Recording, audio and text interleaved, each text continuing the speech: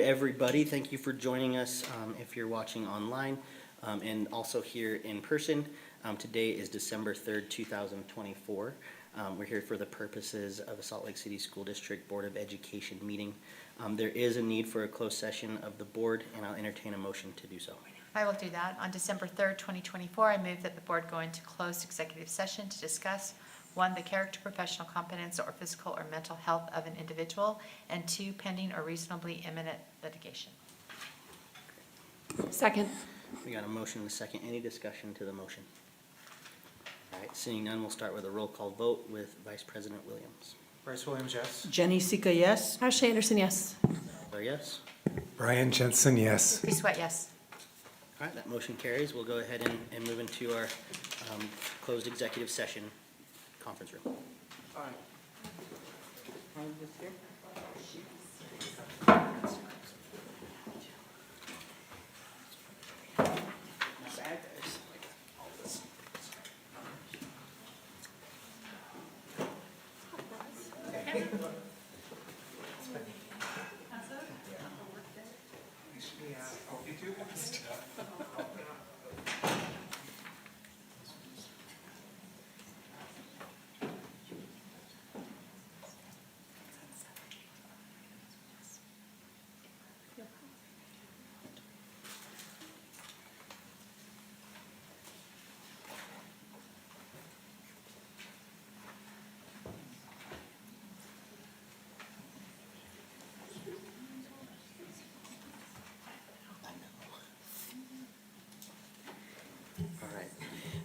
Thank you, community members and folks participating online through YouTube.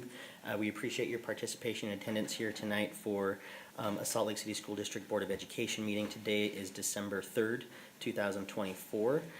Thank you for your patience as well in letting us reconvene the public meeting while we adjourn from our closed session. And just a heads up, board and to the community, we'll need to re-enter closed session at the end of our publicly convened meeting as well. So thank you for being here. I do want to take a moment to, welcome so many folks here, students, folks from the community, Rocky Mountain Power, who will be joining us today as well. I also want to take a moment to acknowledge our association presidents. For our classified associations, buildings and grounds, we have President Aaliyah Ocampo. For child nutrition, we have President Tanya Slaughter. For transportation, we have President Chris Krob. For the Salt Lake Education Association, or SLEA, we have President Mike Harmon and Vice President Chelsea. This story includes a greedy king, a furry goat man, and poorly worded wishes. King Midas was the ruler of a wealthy country called Phrygia, and he was blessed in many ways. He had a majestic kingdom, A mighty palace, and a daughter who was beautiful and named Marigold. He loved all of his riches, but King Midas always wanted more. His favorite thing to do was to count his gold coins over and over and over again, wishing that there was more and more. But one night, when he was counting his coins, he heard a noise from outside of his window. "What is that noise?" he bellowed. He was very confused, so he ran over to his window and saw a satyr sleeping in his garden. Now, King Midas knew that satyrs were associated with the god Dionysus, and when there's a god, there's a reward. So, he ran down to his garden and woke the satyr up. "Satyr! You're in my garden! You should, come into my palace." Oh, okay. And so they walked into the palace. For the next 2 days, King Midas made sure the satyr was properly fed, was given warm baths, and a comfortable bed. But after a few days, King Midas knew it was time for that satyr to go home. So they walked into the thick forest until they found a clearing, and the satyr cried, "This is it! This is where I have last seen Dionysus." And so they called out, "Dionysus!" No answer. "Dionysus!" No answer. "Dionysus!" Finally, the god appeared. "There you are, satyr. I've been looking all over for you. You need to return home." Dionysus waved his hand, and the satyr disappeared. "And, who are you?" "I am King Midas, sir. I took your satyr into my hospitality." Dionysus was confused. Not many people would show such great hospitality to a satyr. Thank you, Midas. Your hospitality is greatly admired. He was just about to wave his hand and disappeared when King Midas called out, Wait! Aren't you forgetting something? "No." A reward? There it was, thought Dionysus, the real reason for his hospitality. But thinking again, Midas did do a good thing for his satyr, and he was a god. It wouldn't be that hard to give him what he wanted. Fine, I will grant you one wish. One wish. He could wish for a boat to sail the world, and no. He could have a horse that ran at lightning speed, no. He could have true love for his daughter, no. He knew what he wanted. I want everything that I touch to turn to gold. You want everything you touch to turn to gold. Everything you touch. Yes. Dionysus sighed. As you wish, he waved his hand, then disappeared. King Midas was so giddy with glee, he ran home, and when he got there, he touched everything in his palace. His shelf. Poof, gold, His pillow. Poof. gold, His throne. Poof. gold! But after all this excitement, King Midas was getting hungry. So he took a grape from the fruit bowl and tossed it into his mouth. Crunch! Midas screamed in pain. What? He cracked his tooth. What was this grape even made of? He spit it out and saw that it was a golden grape. King Midas was so horrified. Seconds, then minutes, then hours passed, and King Midas could still not eat anything. He started to cry. But when King Midas's daughter, Marigold, heard her father crying, she ran to the room. Father, what's wrong? I asked Dionysus to make everything that I touched to turn to gold, but I cannot eat. I cannot drink. Oh, I'm just so hungry. Marigold hated seeing her father in despair, so she embraced him. Just as King Midas was starting to feel better, he felt his daughter tense. He pulled away and saw that his daughter was a golden statue. King Midas ran to where he had last seen Dionysus and called out, Dionysus! No answer. Dionysus! No answer. Dionysus! Finally, the god appeared. What now? I cannot eat, I can't drink, but oh, worst of all, I turned my daughter into gold. Please stop this madness. Have you learned your lesson? Yes. There's more important things than just gold and riches. Go to the river Pactolus and wash your hands. The curse will be lifted. King Midas did just that. He went to River Pactolus and washed his hands in its waters. The gold was streaming from his fingers. King Midas was so happy. He ran home and embraced his daughter again. Her eyes flickered open as the gold started to melt off her. King Midas was so happy that it worked, and he had learned his lesson. In life, there are more important things than just gold and riches. Though he still likes to count his gold coins. The end. Yay!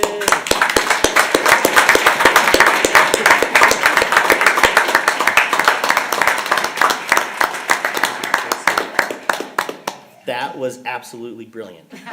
Thank you for doing that, and there's no need to be shy. That took so much courage, and like a gazillion people across YouTube just saw that. So, maybe not a gazillion, that might have been a slight exaggeration, but nonetheless, a lot of people saw it. So for folks at home, we did have a slight technical difficulty where the stream went down, and we invited 2 of our Wasatch students, per board member Anderson's request, to come up and give their story that apparently won them a pretty cool award that we'll talk about here in just a minute. So to get back to where we were, Isaac, if you want to come back up and introduce Rocky Mountain Power representatives that are with us tonight and our partners, that'd be great. Thank you. Tonight we have Brett Johansson and Frederico Kenline and Greg Lebecki from our sustainability department. I'd like to ask them to come up for a minute. They have a few words they'd like to say, and then we have a video we'd like to share with everyone. Thank you for having us aboard. Like he said, my name is Brett Johansson, and with Rocky Mountain Power, we really strive to work with every one of our customers to provide fantastic service, and in the end, be able to help each one of our customers become more sustainable, become more energy efficient, and you guys truly have exemplified that. I think by far this is the largest project of any school district that we've done up till now. So we felt like it was definitely a great candidate to be able to do a video, and we shot a video at one of your schools that you guys have upgraded. And we put together, we've got a plaque and a check presentation. We'd love to do a picture right after this video that we wanted to present to you. But just to really give you a thanks and show you the gratitude for doing such a great project. And we're glad that you guys chose us to help commemorate such a great event, and that we're able to partner with you to be able to help you attain your sustainability goals and get you one step closer. Great. So here's a video that we brought.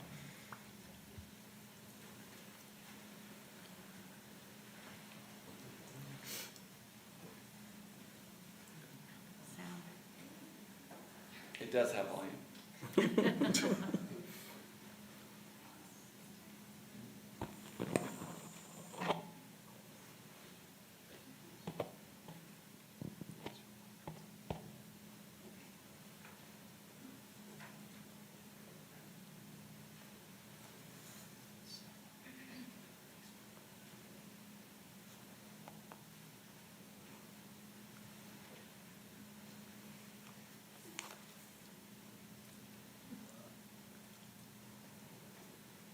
They have good teachers.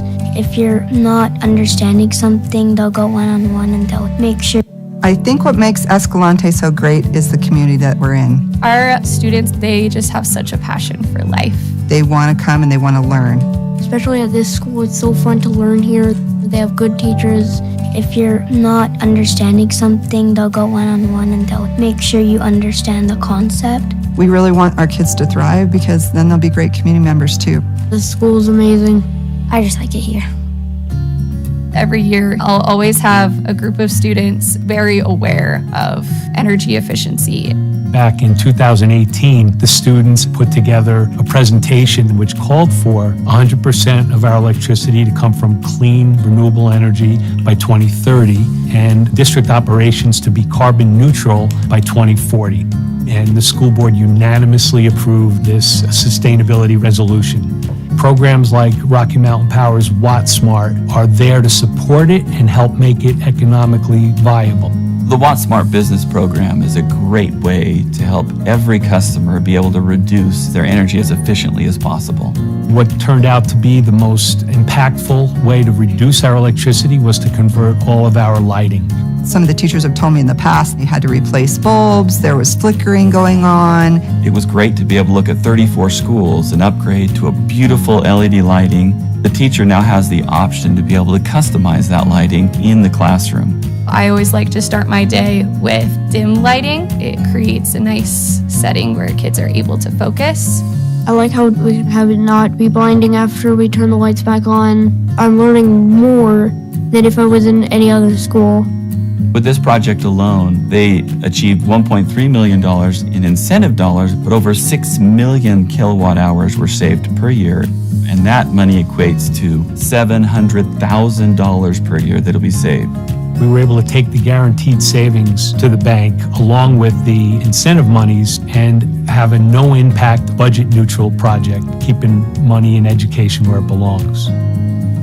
The more we can help our customers be energy efficient, working together, we're all able to achieve a cleaner, more renewable future.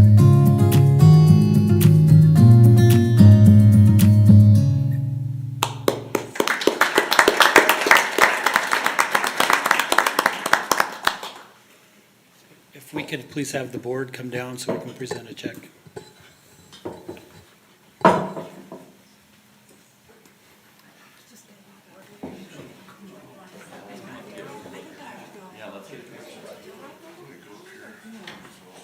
It's already in the bank, though. I was trying to find an ATM.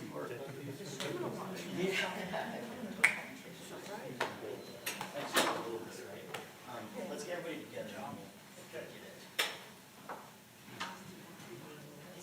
The middle guys are going to hold the plaque and the check. It's going to be our middle folks. That's amazing. Appreciate that. Here, we'll come over here. And Greg, you need to get in here too. Yeah. Oh, yeah, Greg. Yes. Yes, definitely.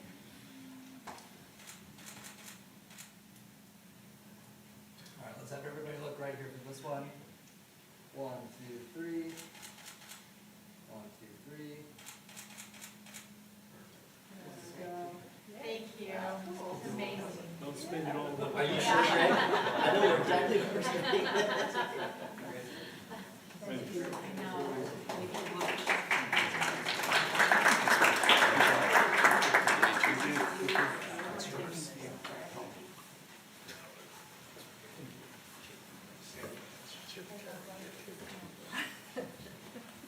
All right, thank you, Rocky Mountain Power. Yes. We couldn't do any of this without you too. And Greg, thank you for all your efforts and your team. Isaac, all the schools that participated as well. Really appreciate the acknowledgement and your partnership. It means a lot. Thank you. Thank you. All right. Moving on to our next item of business in the opening items of recognitions. We have the first one is Nibbly Park K-3 Model DLI School. That's right, a state award here, and Dr. Chelsea Maloof is going to introduce that for us. Nibbly Park, will you join me? There you go. Come on up, Nibbly Park. Thanks,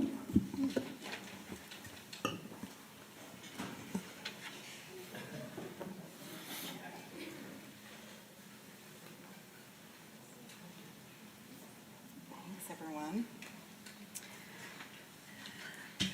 Good evening, esteemed board members. I have also brought Monty Eink, ALS coordinator, up tonight.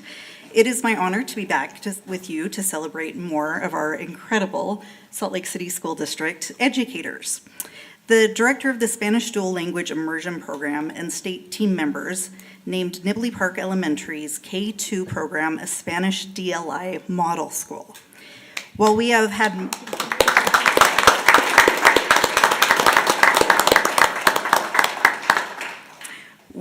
had model classrooms in our district, we have never had a whole program recognized. In fact, Nibbly Park is the first school in the state of Utah to ever receive this recognition, which is a sign of incredible leadership and teaching.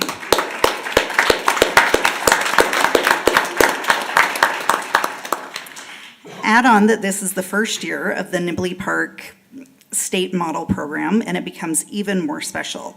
In addition, Catherine Meza, the third grade ELP DLI teacher, has been named a model classroom teacher.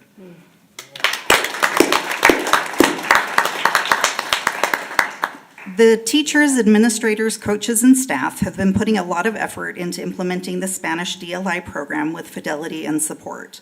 All the Spanish DLI teachers are doing an excellent job having their students experience learning in a positive and remarkable way. Collaboration is an important key to success. Without the English partner teacher support, this could not have been accomplished, as partnership for the benefit of students' learning is a big part of a DLI program's success. At this time, I would like to introduce you to the incredible Nibbly Park DLI team. Teachers and administrators, when I call your name, would you come up? We'll do a picture at the end, and I believe we have certificates as well. Okay. In kindergarten, Ciro Hernandez Monson and Shelley Powell Hamilton.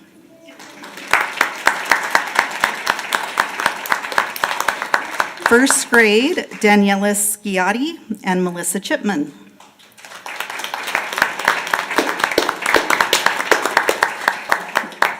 Second grade, Jocelyn Ramon and Jasmine Coombs.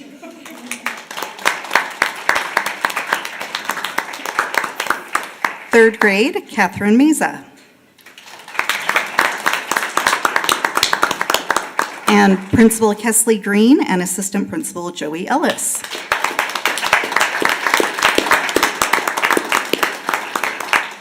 Thank you for helping me to congratulate these incredible DLI educators.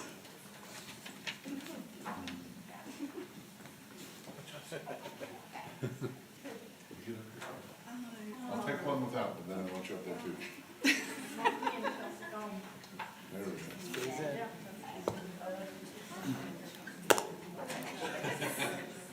Good movement. You ready? 1, 2, 3. Thank you.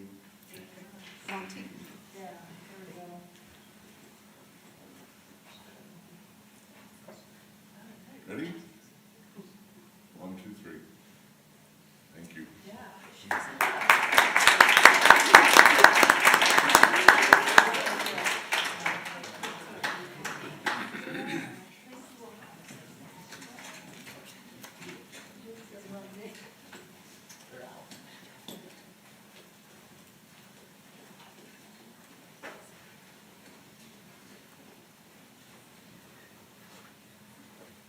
congratulations, Nibbly Park. That's a huge accomplishment, and thank you for all that you do for our students.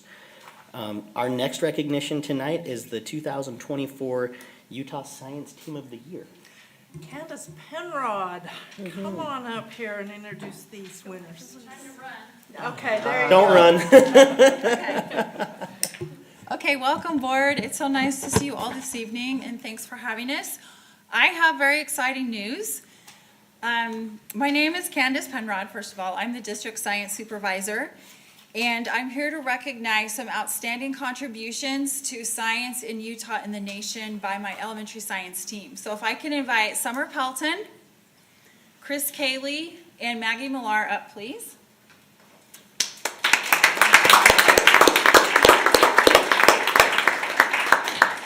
So on October 11th, 2024, we had the Utah Science Teaching Association Annual Conference, and my elementary science team was recognized as the outstanding elementary science team in Utah.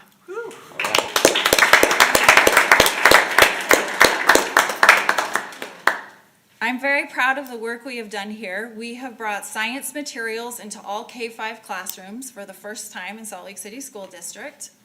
We have provided support and training for teachers in phenomenon and place-based education with new SEED standards. And we also contribute to, at a state and national level, teaching courses at the University of Utah, mentoring teachers in the state and in the nation as presidential awardees in science education, among other activities. So I'm just really proud of my team, and I just want you to know that we are doing our best to serve all of our students here in elementary science in Salt Lake City School District, and we're just really proud to have this award this evening. Thank you. You can't sit down yet. Okay.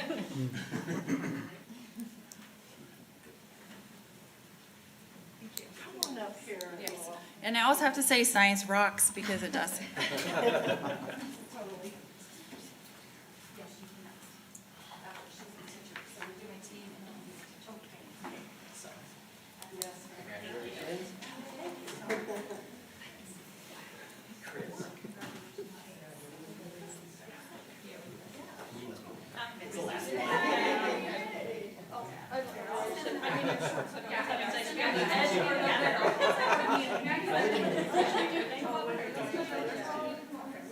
Hey, maybe the two short folks should be right.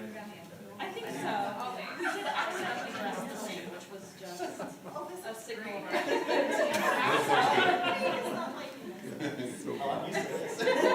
You ready? Here we go. Thank you. Thank you.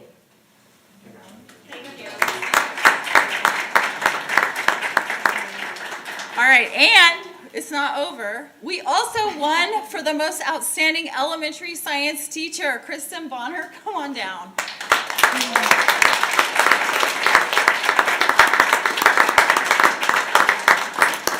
Kristen Bonner was recognized as the, again, Utah Science Teaching Association Outstanding Elementary Science Teacher. Kristen Bonner teaches hands-on science at Indian Hills Elementary School. She also serves on the board of Friends of Great Salt Lake.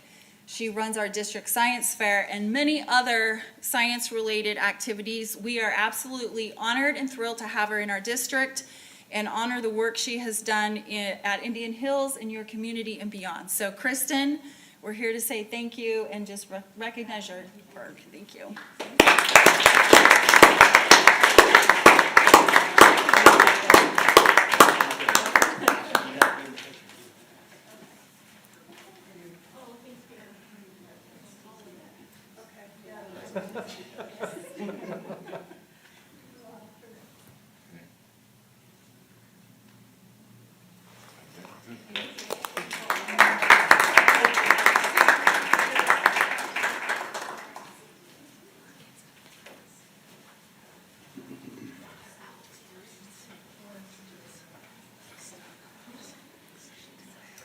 Right, and we did have a special performance from some of our next winners. Item number C on the recognitions is winners of the 2024 Teller of Tales competition. Superintendent? Dr. Alex Parsons is coming up to introduce These are remarkable students. Yes.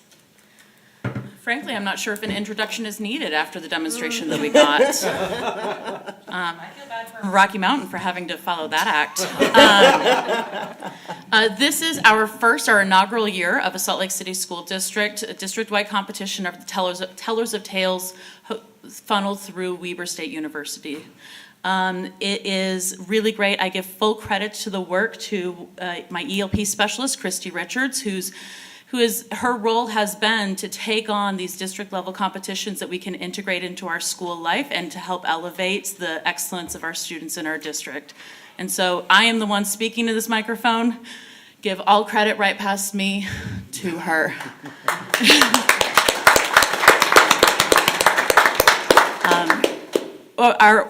The oral storytelling is really a fantastic first competition because oral storytelling is both to inform and to entertain.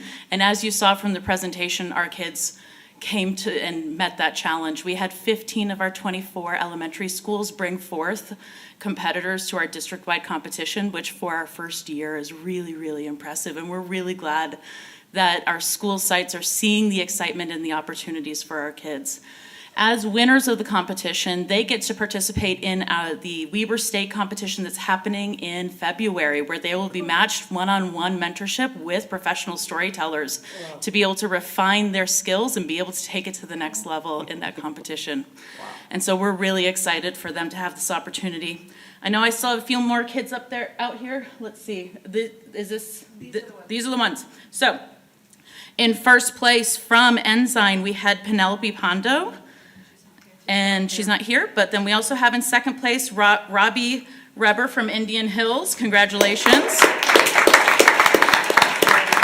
And then we also heard the performance of our third place winners, Nora Ramirez and Lily Francis from Wasatch Elementary.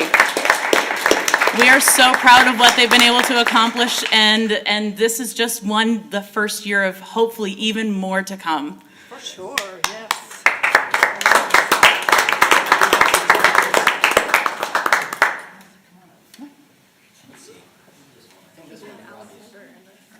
Yes, thank you. You can take that to me. Stand right here in front of the board. There you go.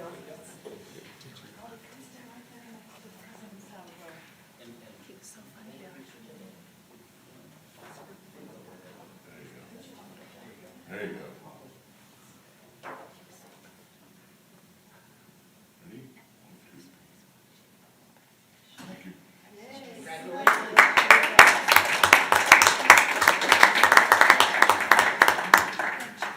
Thank you. Thank you.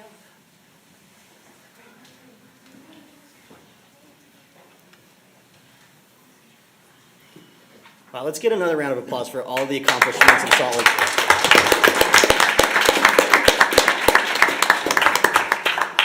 Teachers, students, supervisors, directors, for all these efforts. It's incredible to see everything that we're up to. It's great. Moving on to our consent agenda, I will seek a motion regarding the consent agenda. I move to approve the consent agenda as posted. I'll second. Is there any discussion to the motion? I have only one question, which is, over the last 2 years, several times during each year, we've raised that the school financial reports continue to show a lot of accounts that have not been spent down, some in as long as 15 years. And so we've been talking about how the practices of that were going to change, but I would request that the next time we have the school financial report appearing on our consent agenda, we actually move it to discussion and we talk about what we're going to do, as nothing over the past 2 years has resulted in any change. So that would just be one suggestion I have moving forward, but no other issues with the agenda as posted. Thank you, Board Member Anderson, and if that is the will of the board, we'll certainly make that happen. Any further discussion? Okay, seeing none, we'll have a roll call vote, starting with Board Member Sika. Jenny Sika, yes. Ashley Anderson, yes. Nate Salazar, yes. Mohammed, yes. Brian Jensen, yes. Christy Swett, yes. Bryce Williams, yes. All right, that motion carries. Thank you, Board. Moving on to our request to speak, there is speaker guidelines that the board has asked me to read before every public comment period. The board enjoys the opportunity to hear from the public during the comment portion of its meetings. Before we begin, I would like to take a moment to remind you of our board rules governing your comments. 1, the total time reserved for public comment is not to exceed 15 minutes, with all speakers or groups limited to 3 minutes. 2, the board will not allow public comment during board meetings that are slanderous, obscene, or otherwise violate state or federal law. 3, employees and/or their representatives may not use the public comment period to address issues that should be raised through existing formal communication channels or established grievance or negotiation procedures. I'd also like to explain that unless the speaker's topic is already on the agenda, state law prohibits the board from taking action on items raised during the public comment period. However, if it seems appropriate to the circumstances, I may direct district staff to follow up with the speaker on the topic discussed. Our first and only speaker tonight is Ella Franson. Ella, welcome back.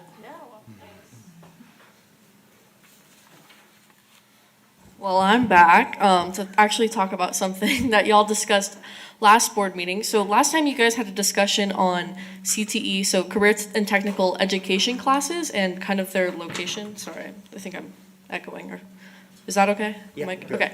So there was discussion on whether or not these classes should take place at the Career and Technical Center or at high schools. And I would just like to give my perspective as a student and a lot of my classmates who I've talked to that the vast majority of students do prefer having these classes at their high school. We totally understand that some of them it only makes sense to offer at the Career and Technical Center, such as the fire science classes or the EMT classes. There will just never be enough resources and enough teachers and enough students who want to partake in them, possibly, to have them offered at every high school, but some other classes I do think should be prioritized at being at high schools. For me at least, I've taken almost every computer science class offered at West High, and now I'm taking some at the Career and Technical Career Center. Sorry, I don't know the official name, but I've just noticed like a difference in how I interact with my teachers. I'm a lot closer and I'm able to succeed a lot more in classes at my high school versus the CTC Center, just because I have more time with them. I see them more. If I need, like at the end of the school day, I can go to their office hours and discuss things with them, and they're more integrated into my day-to-day school life, and it feels like it just fits in better with the rest of my education. I do think, again, like it's important that some of these are at the CTC Center so that people at all 3 high schools have access to them equally, but it does kind of take away when you only have an hour, and then on short days, like sometimes they don't even bus us there because it's just not worth it, which is fair. I'm also on West High's robotics team, which there's so much to talk about there, but it's impacted my life so much, and if we didn't have that converted classroom, really, it's not even much of an engineering shop, hopefully we get a new one in the new school that they're building, I wouldn't really have had some of the amazing opportunities I've had. So if we only had like a robotics shop at the CTC Center, no one in the district would have an opportunity to be on a robotics team, except we have over 100 students taking robotics classes at West, some I think even bus from East, and then we also have 60 members on the robotics team at West High. So I'm really glad we have the opportunity. Another thing I wanted to talk about today is, today you guys will be discussing the student board representative and whether or not you guys should keep doing it how you are with the application process or move to rotating schools like you've done in the past. I believe, and I think it's more fair to keep the application process how it is. I think it makes sense to just be able to pick the most qualified candidate, and with how it works currently, as far as I can tell, you still pick like finalists from every school, so I don't think it's necessary to rotate schools, and I also think it's better that you just get the most qualified and most interested candidate from the 3 high schools. And I think even this way, like it'll still give you some diversity in options because again, you have the finalists from every school. So I don't think it's necessary to have like a imposed school rotation. Thank you. Thank you, Ella. Perfectly timed. Thank you for your participation, and we hope to see you at more school board meetings, Ella. Thank you. Yes. Moving on in our agenda, we have the only item on our reports agenda is the legislative audit report summary. Board members, the attachment from Ms. Kindle is attached to the agenda. If you want to reference that, and Superintendent, are we inviting Ms. Kindle up to give an overview? Yes. Great. Where's the audit?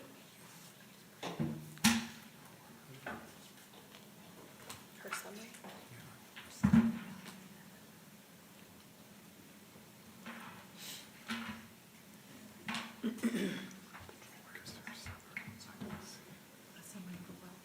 It's just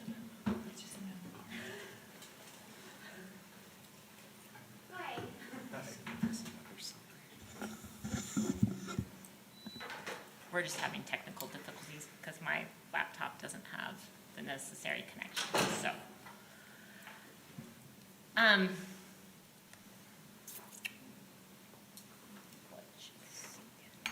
could just run, you want me to start?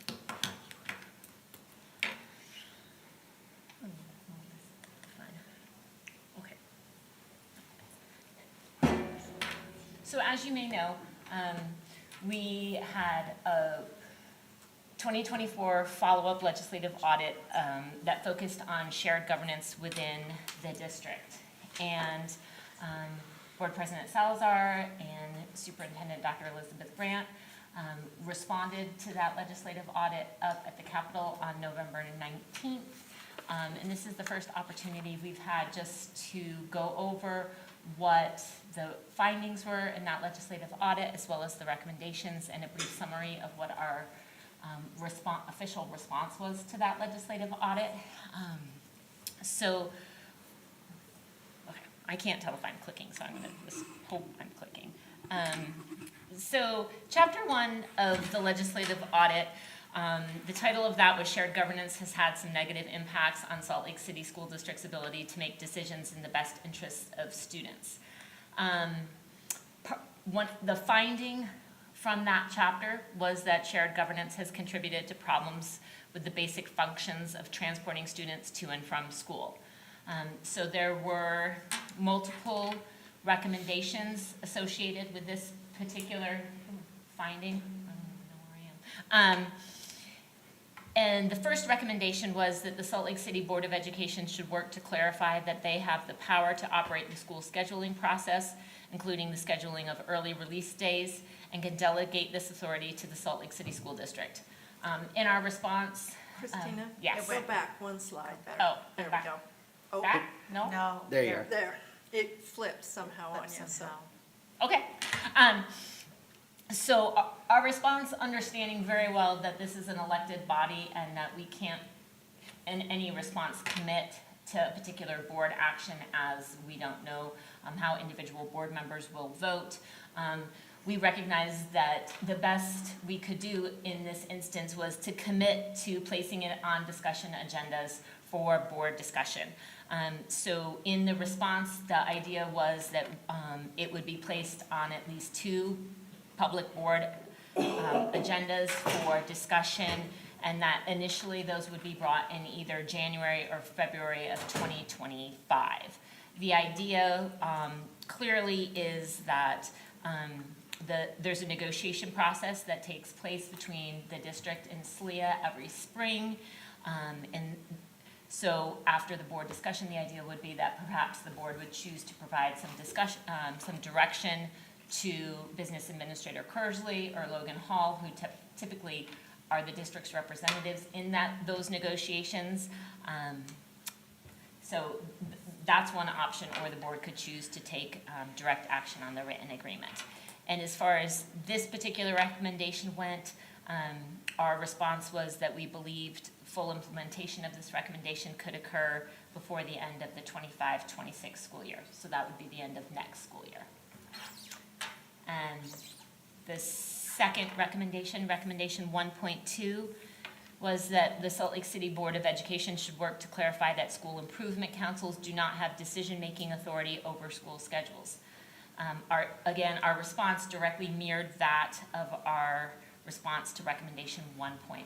So again, it's placement on 2 board agendas for discussion by the board, and then perhaps direction to the district's negotiating team, or the board could choose to take action again.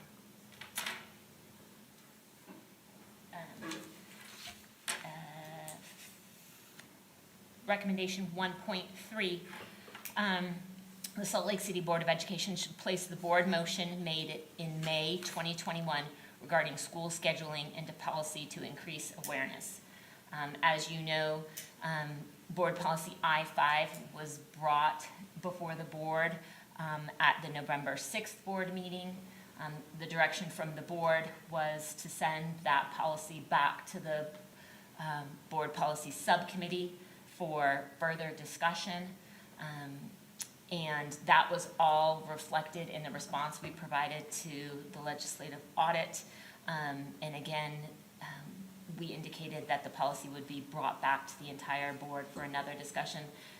Thus, it's on your agenda again today.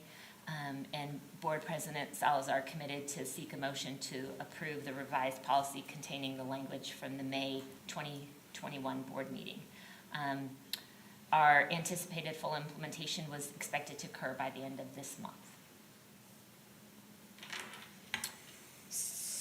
Finding 1.3 from the legislative audit was that more can be done to ensure shared governance and its application does not negatively impact student instructional hours.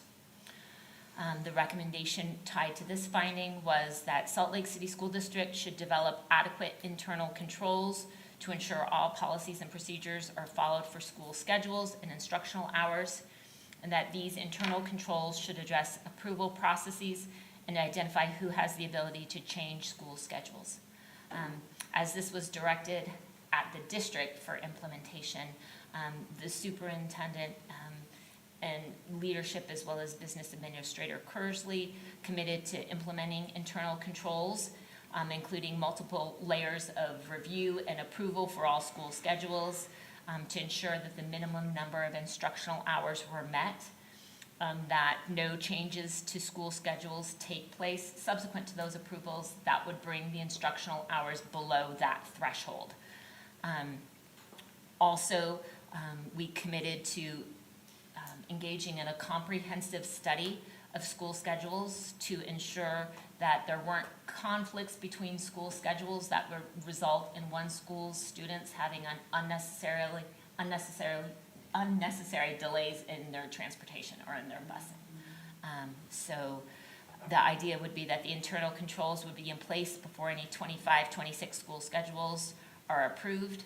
Typically those are approved in the spring, so that would be this spring, and that the study should be completed before the end of the 2024-25 school year.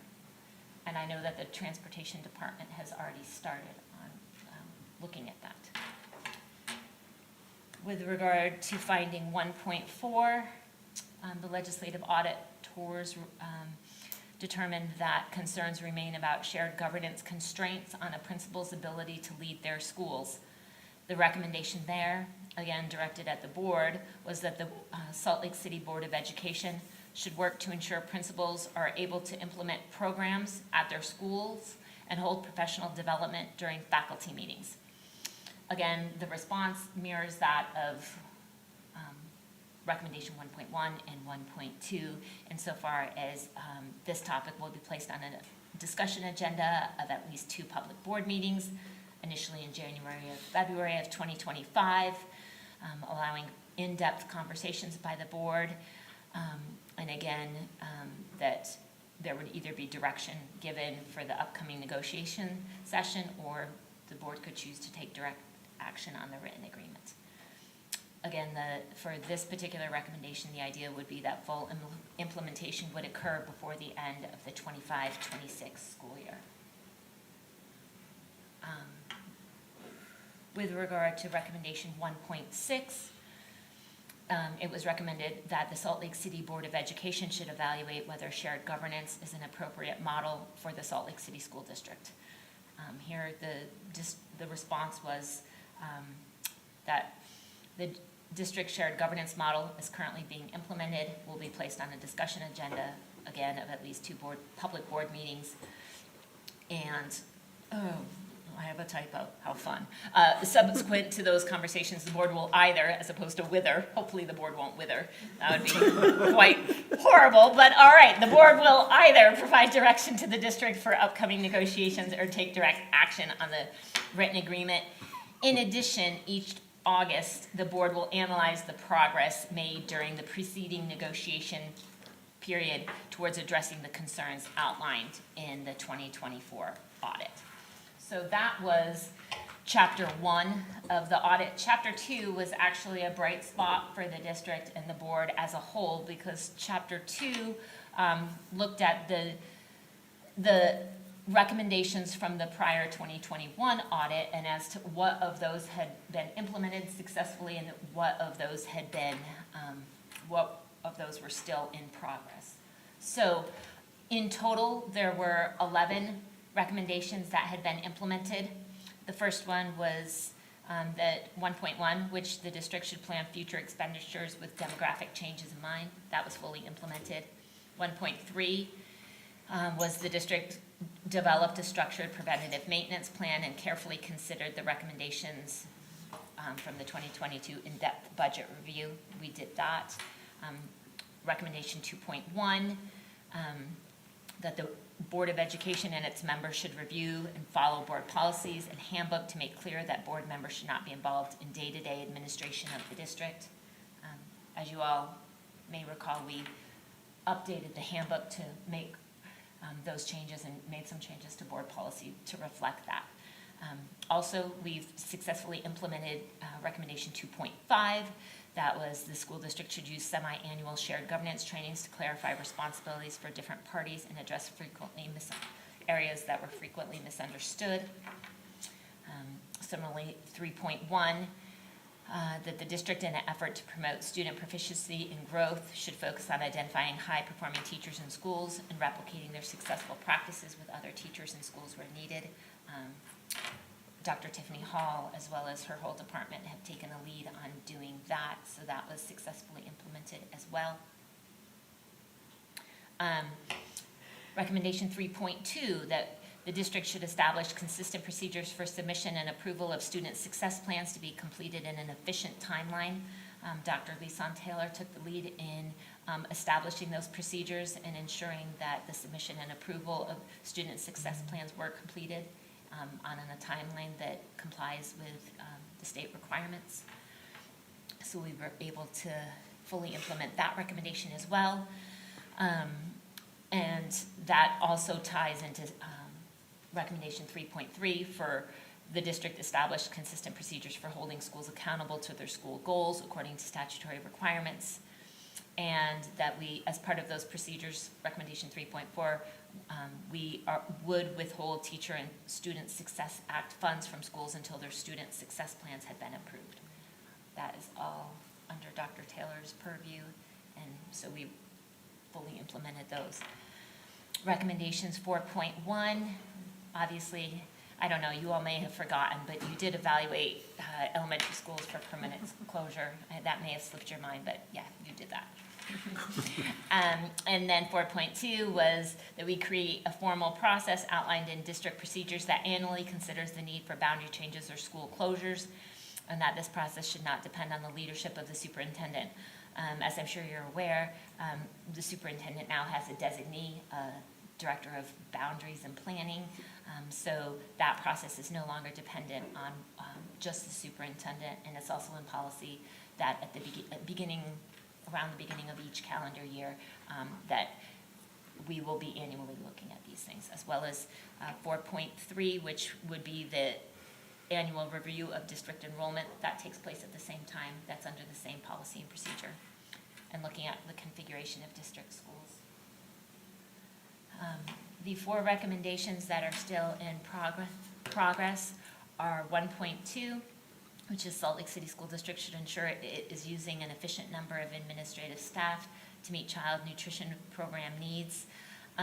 Currently, we've had some attrition in that department, so we are looking at restructuring that and whether or not we still need the same level of administrative staff. So our hope is within the next annual follow-up of this audit that we will get that fully implemented as well. The Salt Lake City School District should implement a more robust internal audit function that includes a risk assessment of district programs and report findings directly to the Board of Finance subcommittee actually. 1.4. While Business Administrator Kersley and the Superintendent and I somewhat disagreed as to whether or not this recommendation had been fully implemented, it appeared that the legislative auditors would like some more audits actually completed and brought to the subcommittee before they considered this fully implemented. So as that internal auditor is working on 2 audits right now, again, once those have been presented to the Board Finance Subcommittee, we feel that within the year we could potentially get this fully implemented as well. Recommendation 2.2, this is directed at the board. Oh my God. that the Board of Education should continue to self-assess their compliance with policy, statute, and rule and their progress toward board goals at least every other year. That we did make changes to the board handbook to indicate that the board would annually be conducting a self-assessment. So we're hoping that once that occurs, that we could have this recommendation implemented as well. Recommendation 2.4 was the Board of Education, in cooperation with the Teachers Association, should survey other districts carefully to consider best practices and determine how to improve the written agreement. And of course, as the follow-up audit was geared towards shared governance, that is the reason why this recommendation is still in progress and not fully implemented. The current position of the legislative audit is that after Superintendent Grant and Board President Salazar presented to the Legislative Appropriations Committee, I think, and the audit was presented, it was referred to the Education Interim Committee as the lead committee, and it was also referred to the Public Education Appropriations Subcommittee as the review committee. It is possible that Board President Salazar and Superintendent Grant might be called up again to present before them, but our anticipation is that pursuant to statute, we would have to give a follow-up as to what progress we've made on implementing these recommendations in a year's time, because there's an annual follow-up requirement. So with that, are there any questions? Actually, I have a number of questions, but I'll save them for when we discuss them. My only question for today is there a reason we'll place them on 2 discussion agendas rather than have like one longer study session where we can talk about it more in depth? Is that limited in some way? I mean, I think the only limitation would be that we had outlined our response to the auditors, and I think that it would behoove us to actually follow the discussion agenda format. I know it's outside of some of our normal processes, but I think with the urgency of what we had to do and accomplish, one with the auditors and with the presentation, that's just kind of where we landed to create some consistency. And I think what I can say is, in conversations with the legislative audit team, they indicated that what they like to see is not a one-and-done conversation, that they like to see ongoing conversations taking place over multiple board meetings, which is why our response was structured in that way. That is something that the legislative auditors would like to see, is multiple discussions. So I don't think that you're limited on the length of any particular discussion. They just want to see multiple discussions, if that makes sense. Mm-hmm. Thanks. Of course. I actually appreciate that comment. I think that it's important, to do that due diligence, around those recommendations, but also, your responsibility to the public, to make sure that they also understand, what we're being asked of and why we're spending time on it shouldn't be just done in one meeting. You should be able to, make some recommendations, talk about it, and then bring it back, so that it's not, seems like it's rushed. So I appreciate, the thoughtfulness around that, of thinking about how you go about talking about that in future meetings. Any other questions from the board? Ms. Kendall, thank you. Thank you. Moving on to our discussion agenda, the first item of business there is the West and Highland High School options. Both B.A. Kearsley and Director of Auxiliary Services Isaac Astle will be presenting this to the board. Mostly Isaac. Thank you for your clarification.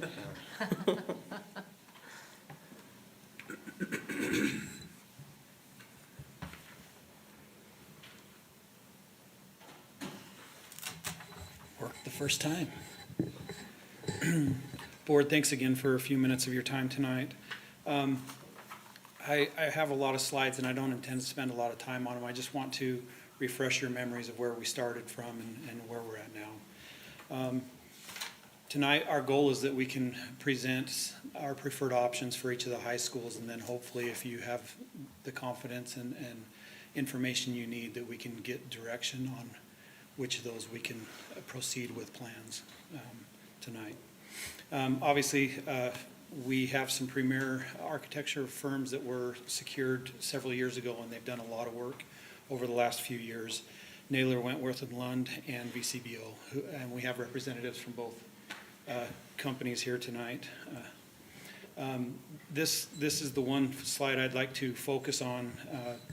The original standards that were set when deciding on what school should be done, these were the 5 standards we were looking for, is to build the best instructional and educational facility, honor, preserve, and respect the heritage of both schools. Number 3, limit disruption to learning during construction, provide a cost-effective option, and meet district sustainability goals. And that's where the recommended options kind of lay from here. These next ones, there were over 50 meetings involved with public input, schools, teachers, steering committee. A lot of different groups and entities had opportunities to provide feedback, and then we also had questionnaires that we had over 2,000 responses on input for these schools. First, I'd like to talk about Highland. The original option, there were 3 options provided to the board. 2, the building was on the north end, and 1 that was on the south end. Some of the assumptions that were made during those plans were that we would be able to use other facilities such as Roslyn Heights for permanent field space for the schools, and we didn't feel that was appropriate. So other conversations we've had and the improvements we're making for a district facility to temporarily cover those facilities kind of has changed what these are. So these were the original 3 options that were provided to you guys as options for Highland High School. That reverted to the one on the south end not being a possibility, but we provided 3 addendums of options for the north layout. And again, the site layout A and B both were on the assumptions that Roslyn Heights was going to become a school facility rather than a district facility. So addendum C is the preferred option that we'll be presenting to you in a few minutes. The north options, obviously the one, were 63 months, 2 phases of construction. The estimated budget was between $295 and $310 million for one option. The second was a little bit longer with 3 construction phases, which was to accommodate where students are in the original building and then phasing in the construction and moving them into completed areas. So that extended that time and it changed the budget to 290 to 305 million in range. West High School, you had 4 options provided to you. The first 2 options are really focused on preserving the facade of the school. It's very important that we preserve some of the facilities that we have, but there are some challenges with the facade there. When we talk about historical facilities, when you look at the difference between our West High School and say Davis High School, the construction that went into those and the materials that went into them are completely different, where West High had more of a residential finish on the outside, and a lot of the fancy, neat looking stuff on the outside is actually just concrete that's been formed and ceramic coated over.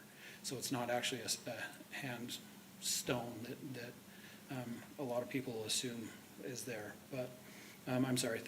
So then the other 2 much different options are, one is option 3, that the building be built on the east side of Third West, which it would be referred to as the Capitol Campus if that was approved. Because we can't say the E word at West, right? So that option allows for faster construction, doing a lot of work on one side and then moving the students over there, and then demoing a large portion on the other side of the street, and then preserving what we feel is appropriate, and then completing the athletic fields. And then the 4th option was to basically demolish and build new to the south of the existing building. Looking at these options, you can see that The preservation is much more expensive.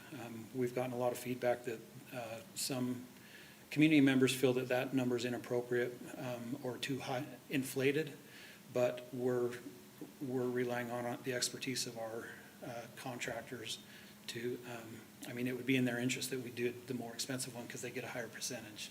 They're not recommending that, and again, that's why those weren't the preferred options recommended. The bigger thing that I'm concerned about is if you look at that 102 months with students in portables for 5 to 7 years, that is a miserable outlook on a high school career for a lot of students. Same thing with option 2. Pricing's a little different and shorter time frame, but again, a very big impact across all those standards that we discussed earlier. Option 3 is the preferred option. The construction is a little shorter, but it allows construction on one side and allows student life to happen in the existing building while that happens, and then a changeover for the athletic portions of that. And again, the estimated construction cost, the estimate is much more appropriate for our budget.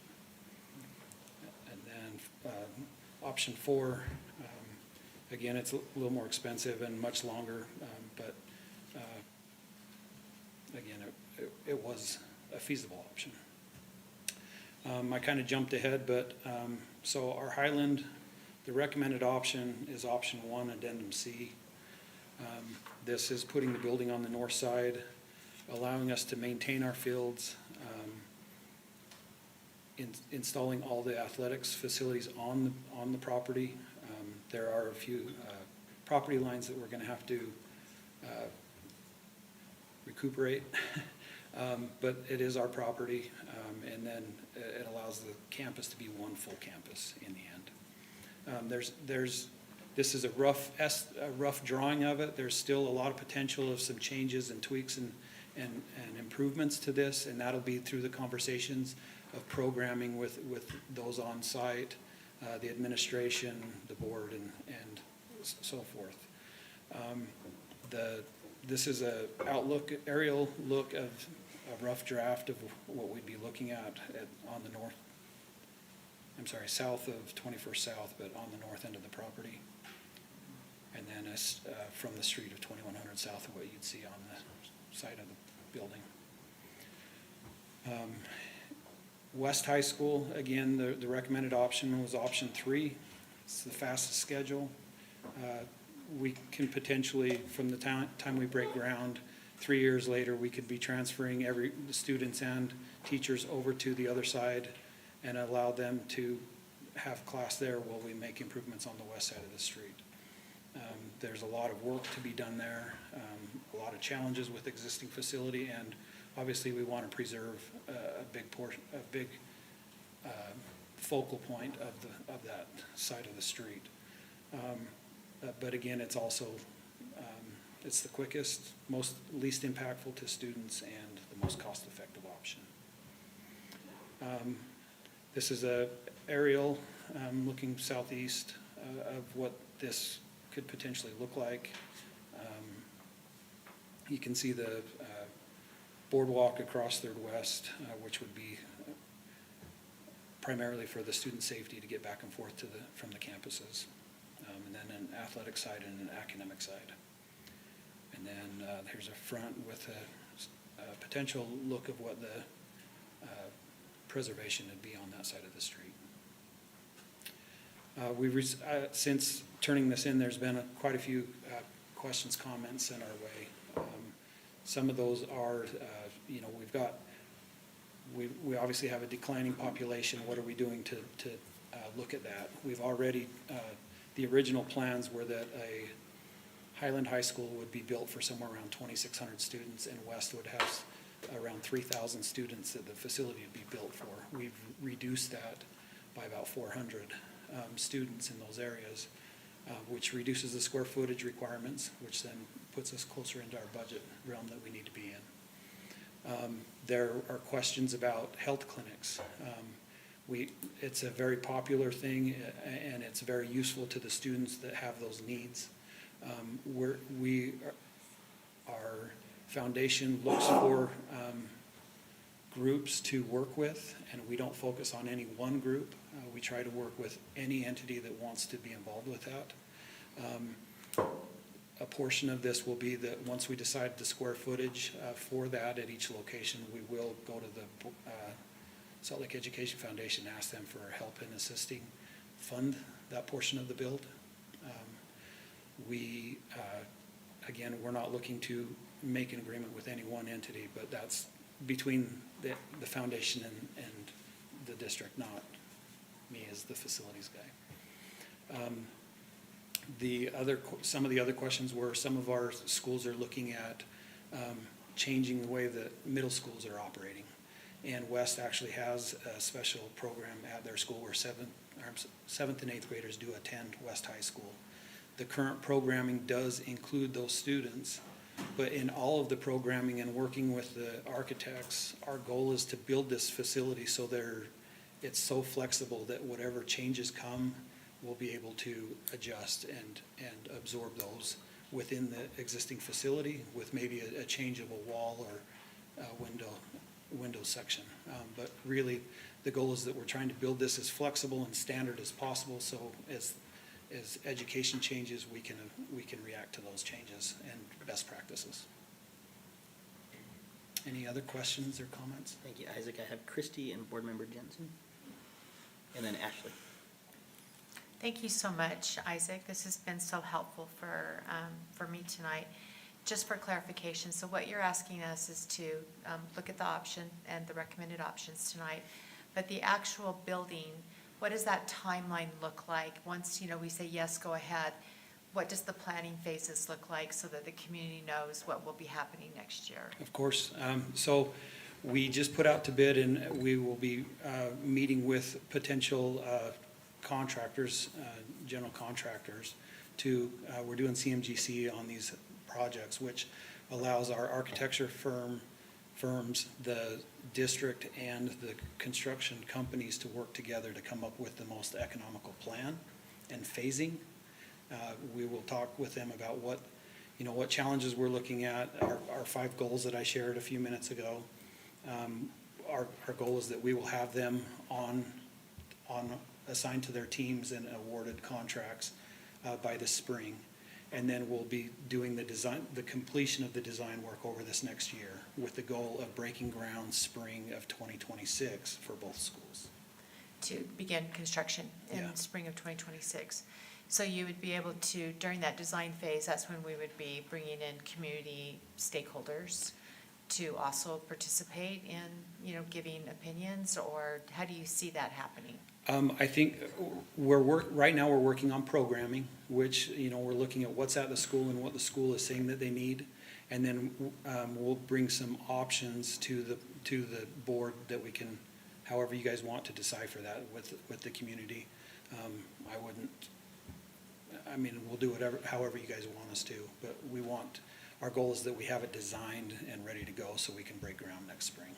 I think that my recommendation, obviously, stepping off the board at the end of December and looking back at how we did those design phases in the past with our schools, that once you have that community come together and you look at what would be good, it is so imperative that you take those out to the schools then and you do townhouse meetings, so that future students, families, stakeholders can see, what an amazing building this is going to be and be able to see what those blueprints look like. Being a participant in a lot of those meetings, it was such a positive experience. And you have your architects there, you have Isaac there, you have all of you, that can attend any of them, and the superintendent. And it's a great opportunity, to talk about what Salt Lake District is doing with those taxpayer dollars that were just awarded to us through our taxpayers of $730 million. And so it's a due diligence, of making sure that you're circling back to the people that helped us build these schools. Thanks, Isaac. Thank you. Thanks, Christy. Brian? Well, Christy, you just addressed my main concern, and that was ensuring that the public was, because they were supportive of this bond, and I want to ensure that we are engaging them in this so that the buildings provide the needs that they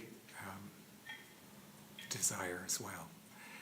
Then there's just this isn't a question, it's a comment, and I think that it ties in part, you were responding to some concerns that had been raised, and I've seen those concerns as well, and one of them was referring to the potential of middle schools having 6th grades moved to them. And I just want to clarify that we haven't had any discussion about that. And help me understand if I am not reflecting this correctly, but in our September 17th meeting, board meeting, we did have a report on our middle schools, which we had requested. And in that report, I think an example was given that, okay, if you were discussing moving 6th grade to, that would certainly be something that you would need the public to be completely aware of and engaged in. But that was not, in my understanding, in any way indicating that that is what we are considering. In fact, I also spoke to Dr. Hall because she was the one that provided the report to us, and she was very gracious in sending the first 2 pages in the PowerPoint, and in the PowerPoint it says not in the charge, talking about number of students, buildings, and boundaries. So we weren't talking about those sorts of decisions. My understanding was as we were learning current practices, what's in place now, getting guidelines for future decisions. I think that it's important to clarify that because I've received emails where parents are concerned that we're planning to move 6th grade into the middle schools. I think what you just stated is exactly right. So we have the middle school working group, and their task is to look at our middle school program generally and say what ought we to be doing across all our middle schools to improve the education for those students in those grades. They are looking at all sorts of things, going to other districts to see their middle school programs, looking at the research on this. It's a committee that is made up of administrators and teachers, as well as district leaders. And so they're not planning to bring back those sorts of changes that you've recommended or you're mentioning. There are some districts around us who have chosen to move their 6th graders into middle school. There's some good reasons for doing that, obviously, or they wouldn't have done them in the other districts. So it's something that we may want to consider as a district, but we would have that public conversation before moving in that direction or even bringing that to the board. Thank you for that clarification. Thanks for raising that. Ashley? Yes, I appreciate that you were able to address some of the questions within your presentation. One of the things that I'm trying to balance in my community is that obviously the amount of time in student portables and some of the options is not tenable from a student perspective, but from the community perspective, as you've keyed into, there's this idea that preservation is really important, and you've addressed that a little bit.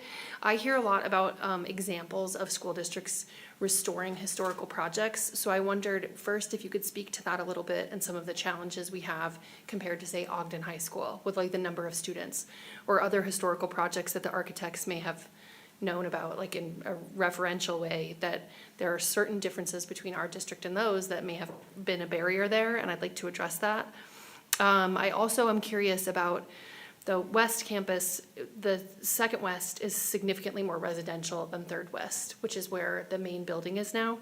And we also have a lot of field space that's on Second West. So the second thing I'm curious about is simply what are the plans to sort of mitigate disruption if we moved forward with such an option? And how could the community address what types of disruption there would be, not only for students, like to sports, where there's track, softball, et cetera, across the street, but to the community where there are homes there?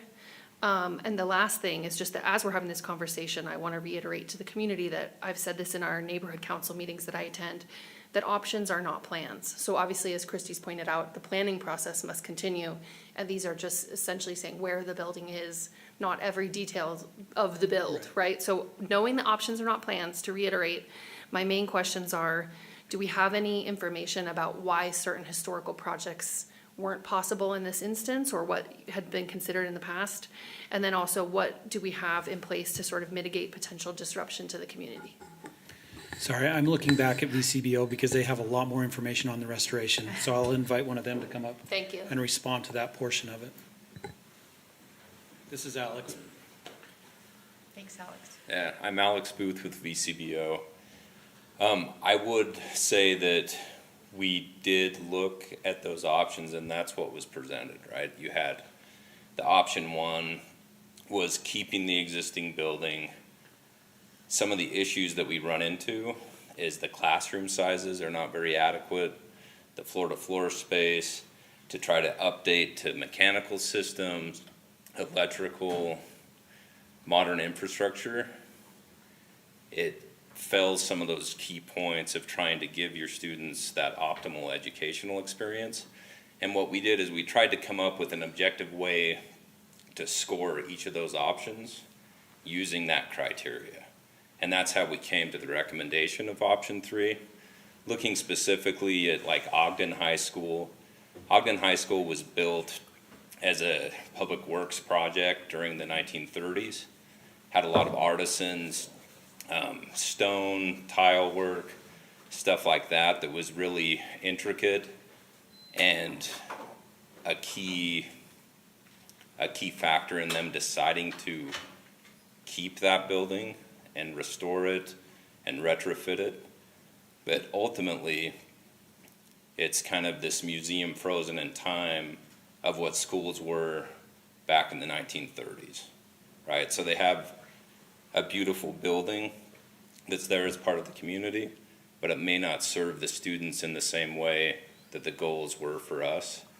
With West High School, it was built early 1920s with, like Isaac said, a lot of more residential type materials. A lot of the work on there is crumbling because it's not stone, it's not terracotta, it's plaster or concrete that's just crumbling. And so in looking at it, that's part of the factor in the cost of trying to preserve it. Like option 2, we're just saying we keep the facade, tear everything apart, and it's this facade that you're paying to keep, but a lot of that is crumbling and would have to be repointed, repaired, and that's why the costs were so high. You're essentially coming up and holding that side up. So there are definitely options, and like Isaac said, with the option 3, we're showing keeping that key element of the clock tower, that main entry that becomes this identity and really becomes this focal point of tying that history and tradition of West to the new part of West and creating that connection and doing it in a way that makes sense with the overall plan and the goals that you set for. So I don't That's know very if that. helpful. It does. I mean, I think from the perspective of some people asking the question, there's no answer that could be satisfactory because they see it as a real jewel, in the community.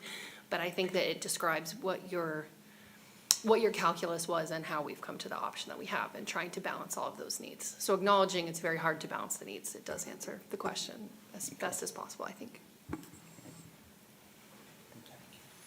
Are there any other additional questions from the board? Ashley, you had another one about There were a mitigating. couple of I think more Isaac was towards gonna that. answer. Yeah. It was just about impact to the community Yeah, so. on Second West. So one thing I did want to mention about those other options is, again, that's putting students in relocatables for 5 to 7 years, which is probably the biggest impactful thing that I'm thinking, both community and school-wide. So that is, I think, a big deciding factor from those first couple options to the third preferred option that we're recommending. As far as the community is concerned, we have had the city reach out to us. We're talking about what the planning and zoning requirements are there. We want to work with them as much as possible to understand what the setbacks are, all of those things. We do fall under some different regulations because we report to the State Board of Education. But again, we want to be a good neighbor. We want to be a good partner. We want to make this the jewel of downtown. We want it to be a facility that we're proud about, and that it represents not just the school district, but the city and our community for another 100 years. And that's, I think, an important thing that we're looking at with these designs, is that this is an impactful thing to the community that brings an anchor to an area of the city that really needs some freshening up and re-strengthening the community. I know there are some challenges, and there are neighbors of our property that we're going to have to work on several items of that. But again, in the end, this facility is going to benefit the community as a whole. Thank you, Isaac. Any other questions? Mohammed? Thank you, Isaac. I just have a question. You mentioned builders. Do you have like a list of the builders that? So we're actually having the first pre-construction meeting this week in these rooms. So it's been out to bid for a couple weeks. It's open bid through the state bidding process. I expect there will be 80 to 100 people minimum in this room that we're talking about that. We've received a lot of interest. Our firms have heard from many contractors who are interested in this. We're excited to look.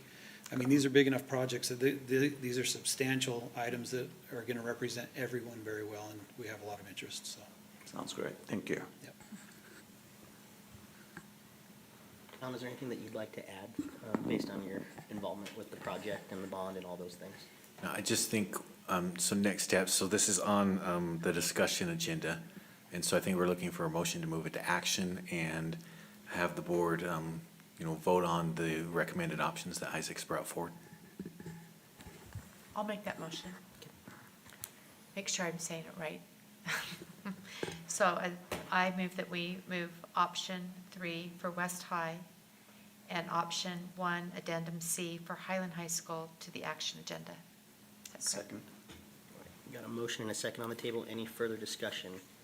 Moving it to action. Seeing none, we'll start with a roll call vote with Board Member Anderson. Ashley Anderson, yes. Nate Salazar, yes. Mohammed, yes. Brian Jensen, yes. Christy Sweat, yes. Bryce Williams, yes. Jenny Sika, yes. All right, that motion carries. We'll revisit this when we get to the action agenda. Thank you, Isaac. Thank you. Thanks, Isaac. All right, moving to our next discussion agenda item, board policies and district administrative procedures. Superintendent, I believe Ms. Kindle will join us for this discussion as well. Yes, once again.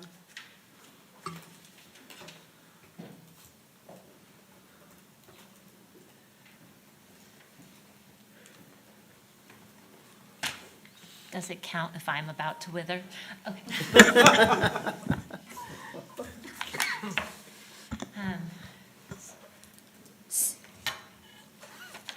I guess we can go in order, and I think the first item on the agenda was B1, student board member application. Is that correct? So as I provided in the packet, I provided the current B1 student board member application guidelines, and I also provided the prior student board member application guidelines. I don't have any recommendations here. The board policy subcommittee discussed how the board members were being selected. And when we made this change, we had originally decided that we would analyze how it was working and bring it back to the board to see if we liked how this process was working and if we wanted to continue the process or return to the rotation, whether or not having a rotation ensured differing viewpoints in terms of ensuring that the views from each of the high schools, and not just the 3 comprehensive high schools, but also including potentially Innovations or SLCSD or Horizonte would be included in that rotation as well. So it was just a topic of discussion that the policy subcommittee thought the whole board could weigh in on to see how the board was feeling about the current process, which is obviously to take applications from the entire district, or whether or not they would like to return to a rotation. And I will say, while I appreciate the comments from the speaker and the student earlier today, there is not a finalist from every high school. That is not how the process works. So there's not assured a finalist that comes from every high school. We do obviously get applicants from all the high schools. So, obviously, this is just a topic for the board to discuss. Policy subcommittee members, would you like to start the conversation with the board and kind of where you landed, how you landed on this recommendation and kind of what you're looking for tonight? You want to go? Yeah, I can absolutely do that.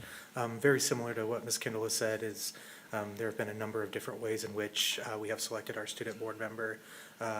Part of the conversation, we did recognize, I may have these numbers incorrect, but I believe 3 out of the last 4 board members have been selected from West High. But we also had the conversation that these are the folks that rose to the top and also felt good about that. So we kind of went back and forth, and as Ms. Kendall said, bringing it to the board as a whole to have an opportunity to weigh in is kind of why we're here and having this conversation now. And Brian or Jenny, if you have other things to. I think one of the things that we just wanted to include in the conversation was trying to create a mindset that the other schools are participating in this as well. That I think that the board members that we have had from West High have been incredible, but I don't want it to be that just has become the norm, that we do have other high schools that we want to encourage to participate. And I spoke with Dr. Taylor in School Leadership and Performance because he actually is over this process. And I know one of the questions that came out of the subcommittee was whether or not we did have applications from all the schools, whether or not they were submitting applications, and they are submitting applications. However, kudos to West High School. They seem to have a very robust process for assisting students to get them prepared and ready for that interview process. So if the board decides to maintain the current process, one of the things that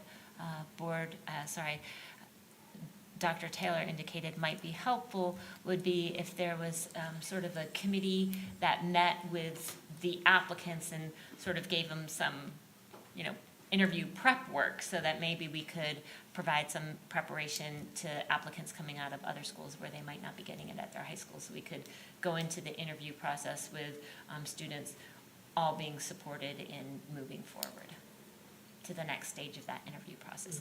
Or you can obviously choose to move back to the rotation. I think that I appreciate the work, that the policy committee has done. I think that when we made this change a couple of years ago, it was a thoughtful process that we went through. But to tell you honestly, I think there's 2 things for me. First, I think Superintendent, that we need to, the thought process back then is that it would engage our principals to have an engagement piece in it, that they were really looking at their student body, that they were also helping, that application process. So that could be something that you could circle back in with Dr. Taylor, with that principal engagement. But the second part was that we really wanted to hear from our student board members. So Helena, I would love to hear, what you might have to suggest in the process or any changes that we should look at, or if you feel like, we're on track. Right. So what really stuck out to me was the interview panel. So like you said, students selected at random from the Board of Control will be on the interview panel. And just the thing that sticks out to me the most is that if students are not aware of exactly what they're applying to at each school, and that is not equal at each school, then it seems like an additional problem to have students on the interview panel if even the applicants aren't fully engaged in every aspect of the application, and then to have an interview panel that might not also be. So just making sure that that is standardized and that every student and every adult on the interview panel as well is engaged. And also, I was wondering if parents were on the current interview panel, or if it's just teachers and administrators? No parents. Okay, that's what I thought. But will parents also be nominated or selected or just volunteering? Or do you know how that'll work? I'm not sure that the screening panel is, or that the interview panel is made up of parents pursuant to what's currently in the student board member application guidelines. It says the interview panel will include one member from each school, and the interview panel will interview all the students set forth by the screening panel. So, but the screening panel has the principal, the student body president, school community council chair, or parent-teacher organization chair from each high school. So, like, that's where you could get a parent in. Okay. Does that make sense? Yes, that's Okay. helpful, thank you. And then, let me see. Oh, right, I think that the idea of having students on the interview panel will also be a good idea in like engaging students with their student board member, because I know that a lot of my own peers don't really know or aren't engaged much with the board, and it's kind of my job to go to them or go to teachers and kind of delegate that. So I think that this is a good idea in terms of that. But other students and other teachers that I've talked to, obviously there's a component of it becoming some sort of popularity contest or something like that, which I think can be mitigated in terms of talking to students on the panel. But I mean, you could say the same about teachers and administrators, so not much of a problem, but just an idea. Thank you. Jenny?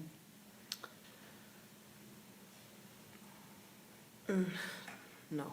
Okay.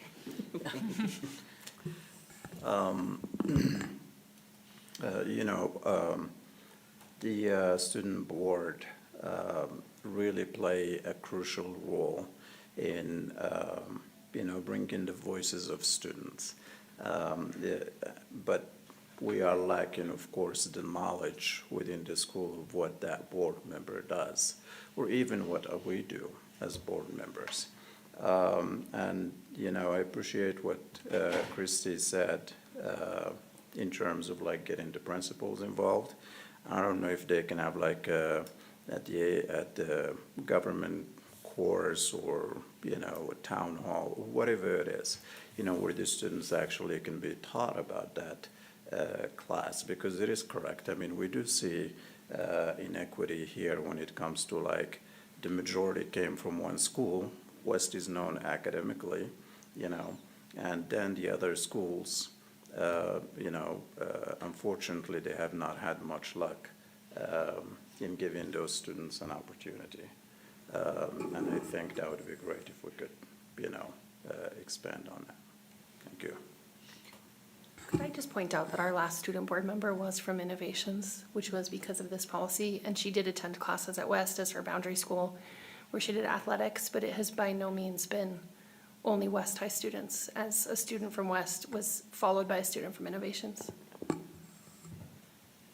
Thank you for the clarification. Subcommittee members, is there a recommendation that you'd like to give to the board tonight, other than what we've already discussed?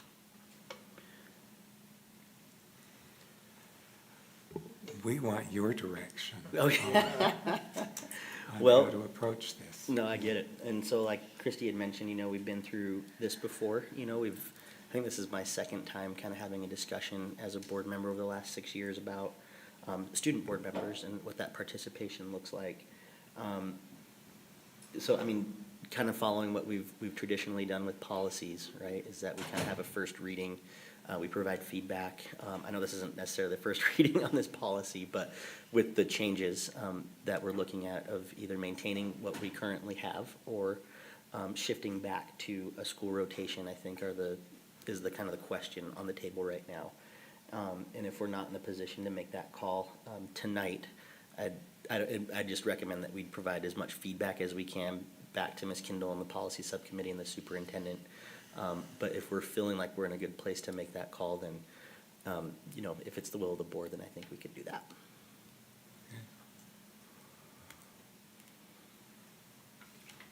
Helena? If I can say one more thing. Please. I think that, yes, the culture at West is very great in getting students engaged with activities like this, but in my experience, a teacher came to me and asked me to apply and asked a few other students to apply, but in speaking to other applicants, it seemed like they just found it by chance or by luck. So it seems like not only getting the schools to do their part, but also just publicizing it in general and also explaining what this really means to students, because seeing student board member might be confusing or even off-putting if they think that it's totally out of their realm, and yeah. Kristen? Helena, thank you for your insights. I think it's important, that the seat that you hold, that we really pay attention to your opinion, your perspective, and, what you have brought to this board for us to listen to. I think that that's the reason why we have this. I think we're one of very few boards in the state of Utah that have a student board member that we engage in the way that they do, and even nationwide. So I think this is an important piece, of us to be doing. I just want to reiterate what Nate has said, is to get into the practice of, reading through once, even though we know it, and then bringing it back. Because then in that time period, you'd be able to say, okay, is there anything that Helena gave to us or that we heard, from other board members that we want to incorporate? For me personally, I think superintendent, we need to look strongly at that principal engagement at the school. I think that, that was the reason, that we had this conversation a couple of years ago, was to make sure that our students understood, what the commitment was, at the school, at this table. And so it's been such a great experience over the years for me, and we've had amazing school board members, or student board members that have participated, and their voice has really helped guide some of our decision-making processes, especially in regards to students. So I would say for me, let's go ahead and send it, and put it on our next meeting, and, do a read-through just to make sure. And even by that time, Helena, if there's anything that you feel like at this point you wanted to add or change, it would be welcomed. Brian? So now I just want to ask our student board member a question. Do you think that the IB program prepared you in a way or made you more engaged in this sort of a process? And if so, is there something that, this is now I'm tossing it out to the board, that we could like replicate in the other high schools? Like, I know we're not going to have IB programs in the other schools, but creating an environment in those other schools. And maybe the IB program didn't, but I'd just like to know if that had an impact at all. Yeah, that's a great question. I would say that IB for me, being a student, it has great concepts and great learning possibilities, and it's definitely opened up my mindset and the way that I approach topics on the agenda. So that's been great. And so as a program, I think it's great in terms like that, but there is some aspect of it creating a bubble of students. For example, every single one of my classes this year and last year was an IB class, so I've only interacted with the same 150 students for the past 2 years, and that kind of closes me off. And in my application letter for this, I actually said that seeing students in standardized classes is what opened me up to a possibility like this, because I would see the disparities more in those classes, because a student on my left would be sitting with all of these resources while a student on my right would be in a completely different situation. So I think IB as a topic or as a subject area would be a good thing for something like this, but it does close you off to a large population at the school. Could I offer one more clarification, that Highland does have an IB program also? Oh, you're right. Excuse me. Sorry, one more thing. Keep going, keep going. I would be getting messages. Yeah, Yeah, I you would. forgot that. Excuse me. I'd also like to add that in being in that kind of bubble, it does make you a more competitive applicant and things like this. And I think most of the other applicants from West were in the IB program. So it does have that healthy competition, and it does push you to apply to things like this, which I think is nice. But at the same time, it closes you off to discussing opportunities with classmates because it's very competitive in that nature. Thank you, Helena, and Brian, for the question. It just brings back some memories of student board members that we've interacted with and engaged with that have sat at the table with us. And Helena, I really appreciate your honesty about your cohort of students in the IB program, and that's kind of limited, some of the aspects or the elements that you bring to the table here. We've had students from Horizonte East and Highland and the capital school, I'm kidding, West High School. Sorry, Isaac, I had to throw that out at you. But all of our high schools, and I think there's great value in maintaining that, but also bringing that voice of diversity that we have in all of our schools, whether that's academic demographics, if we're looking at racial and ethnic demographics, or even socioeconomic demographics. There's a lot of value in maintaining and ensuring that there are students from all walks of life in all of our neighborhoods and communities that have the opportunity to do this and bring that valuable voice for students as a representative. And as Christy and Brian have mentioned, have made a huge impact on our board and the decisions that we make. Even with the presentations tonight, our student board member at that time was really impactful about students not desiring to be in relocatables for a very long period of time with one of the options. So I just want to emphasize that I appreciate you bringing that perspective and that reality to us, and that anything that we can do to make sure that we have a diverse, pool of candidates is really valuable. Okay, I'm not hearing any motions, so I think we'll have this on the agenda for our next meeting next week. Great. And we can go forward from there. And if I might, I'd like to make a recommendation, actually, insofar as the process is supposed to begin in January of each year. I don't think at this point, given the timelines and the nature of when the process begins, that we could change it for the upcoming year. So since I'm not hearing any clear direction from the board to immediately move to changing it, maybe I could work with the student board member and Dr. Taylor to make some tweaks to this and bring it back to the next subcommittee, so you might actually have some revised guidelines to consider, and that might be a little bit easier for the board. So if we could do that as opposed to putting it on the discussion agenda for the next board meeting, I think that might be more helpful. Does that work? I'm seeing head nods, that works for us. Perfect, thanks. I don't have the agenda in front of me, but would it be possible to work on, to look at board policy I-5 next? Yes, we can do that. Thank you. So as you saw in the report regarding the legislative audit, the request here, we took it back to the board policy subcommittee. The board policy subcommittee looked at it again, where you're bringing it back unchanged from the prior version that came before the board. Again, as you saw in the legislative audit, the recommendation from the legislative auditors was to put the motion that was passed by the board previously into board policy. And so that's why this language is here. And so the subcommittee decided to bring it forward again to see whether or not the board supported this language at this time, now with the understanding that this was a recommendation from the legislative audit team. May I ask a clarifying question? Please. Thank you so much, Ms. Kendall.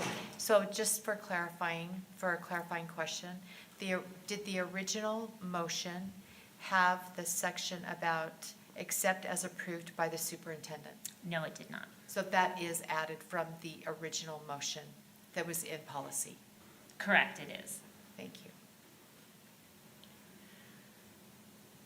Any other questions or a lead off from subcommittee members? I know we talked about it at our last meeting, or at a previous meeting, I'll say. But nonetheless, we're kind of here to review it again if we need to and provide any further discussion. Board Member Anderson? I would just reiterate the same concern I had about that section when we discussed it in the last meeting, that I expressed that I think it would be better if there was a process for approval rather than only the superintendent approving, and there would be a number of reasons for that. I mean, one, that we see issues when some of our schools dismiss early when others do not, or when one school is out and others are not, and we see a lot of transit between campuses.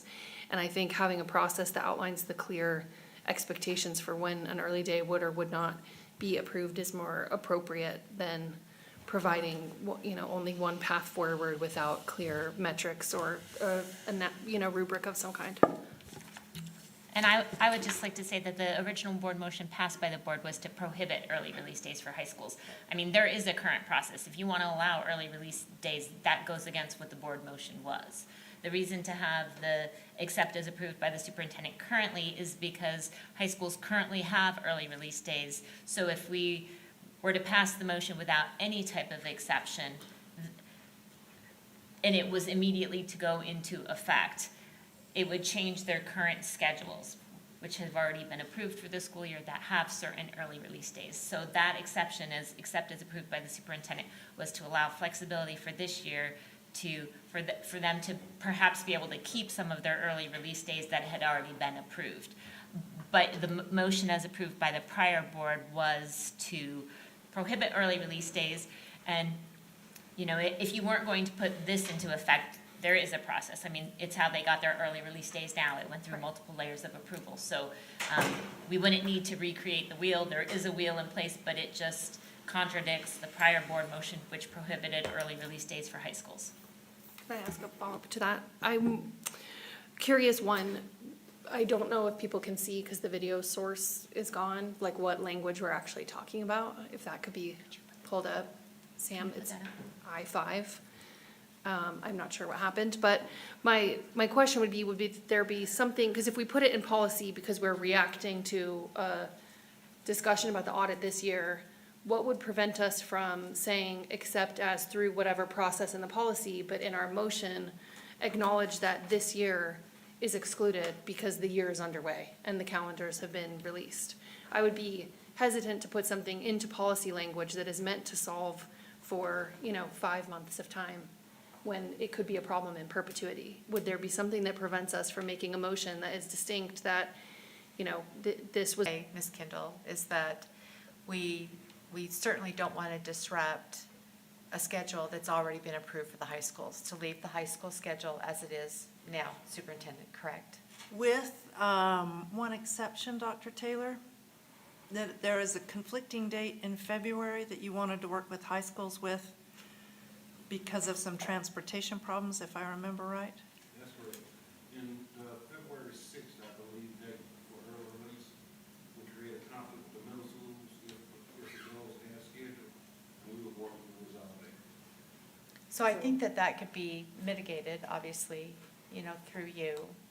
I think what I'm confused about just a little bit. So going forward, what I'm hearing you say is that you want to honor, basically, the motion that the auditor is saying, this is what the motion was from the board, a previous board, that there aren't any early out days. And it was specific as to why that was happening, what ended up happening through whatever, through serendipitous ways, I guess, that we've had multiple early out days since that decision was made about late start with our high schools. And that the 1,000 instructional hours have not been met district-wide. Just in one high school. And just in one high school, although we did see an article that came out in the Highland Rambler that said that they've had to make some adjustments. Principal Chatterton talked about that, saying that he had to make some additional adjustments in his schedule in order to make sure that he met those 1,000 hours because of these early outs. So for me, as I'm looking at this policy, that to say that going back to what the original motion was, which was that there will not be any early outs if they meet the 1,000 hours instructional. What you're asking is to have this exception put in here that the superintendent can say you can have an early out. If there is a process, then what I'm worried just a little bit about is the equity issue. That some schools will have early outs, some schools, and that's being placed on the preponderance of you as our superintendent. It's actually, yes. Sorry, I interrupted. No, that's okay, because I think that for me, what the core is that there was a reason why, our board, which 4 of us are sitting here tonight, accepted that recommendation from that committee that there would not be any early outs because there was going to be a late start, and that the contract, for teachers to meet and do their PLCs, which they were not meeting every month, and doing PLCs when we had the late start We had Mondays. late starts, yeah. Right? And so now I don't know how we got up to, as you have said, between, 25 and 31, which was, somewhere in there, that my concern, which was the concern of this board at that time, was that we met the 1,000 hours of instructional. That was what the committee came back and talked about, that made the recommendation, and also the board going forward. So I'm uncomfortable, but the rest of the board is going to have to make the decision about it just being an exception approved by the superintendent, how you balance that equity between schools. That's just a little bit of a worry for me, because how you arbitrarily will make that decision. Yeah, so this phrase approved by the superintendent is a little, it's lacking some of the meat that goes into that approval process, which is that it goes through the department, the area director overseeing secondary schools, to the cabinet executive director there, to me, and also into a cabinet conversation. So there's a lot in that process before the superintendent approves. So it's put in there as kind of our speak in policy language. Not just that I make that determination or anybody in this seat makes that determination on their own. The other piece is that the high schools align their schedules all together. They take the same days off because of the need to share, particularly the CTE programming and things, to get that going. So they agree on the schedule together. So they mirror each other across high school. So I would be less worried about the equity issues because of that they'll tend to, they follow each other and they're careful about keeping those schedules similar. So as a follow-up, I I think this is what is missing sometimes in our conversations. Is that, you've got to have that deeper dive into the conversation about our policies and how they look, and what pieces, are missing from the conversation. Even you just adding that layer in is helpful, for the board and the public to understand, how this process goes. Because it's not just saying that the superintendent gets to decide. That was my point. Right. And I'm Yes. glad that you went ahead and you vetted that out so that you could see that. Ms. Kendall has already pointed out that there's a process. And to me, the sticking point is always going to be the instructional hours. That's what is important, to make sure that we are always hitting that standard, so. But the other part of it too is that it's unfortunate that it was an audit that found this. Yes. And so the second part for me, board, is now where's the accountability piece? So that you're always making sure that we're just not checking the box off and saying, oh, sure, that calendar looks great, but that there's that deeper dive from the superintendent saying, yes, with Fidelity, we know that even though there's these early outs that have gone through this process, they're meeting those 1,000 hours. I appreciate you asking these questions to bring out more information in the conversation. And you're right, that oversight piece, as the auditors did point out, needed to be in place, and yes, we're putting that in place. Ashley?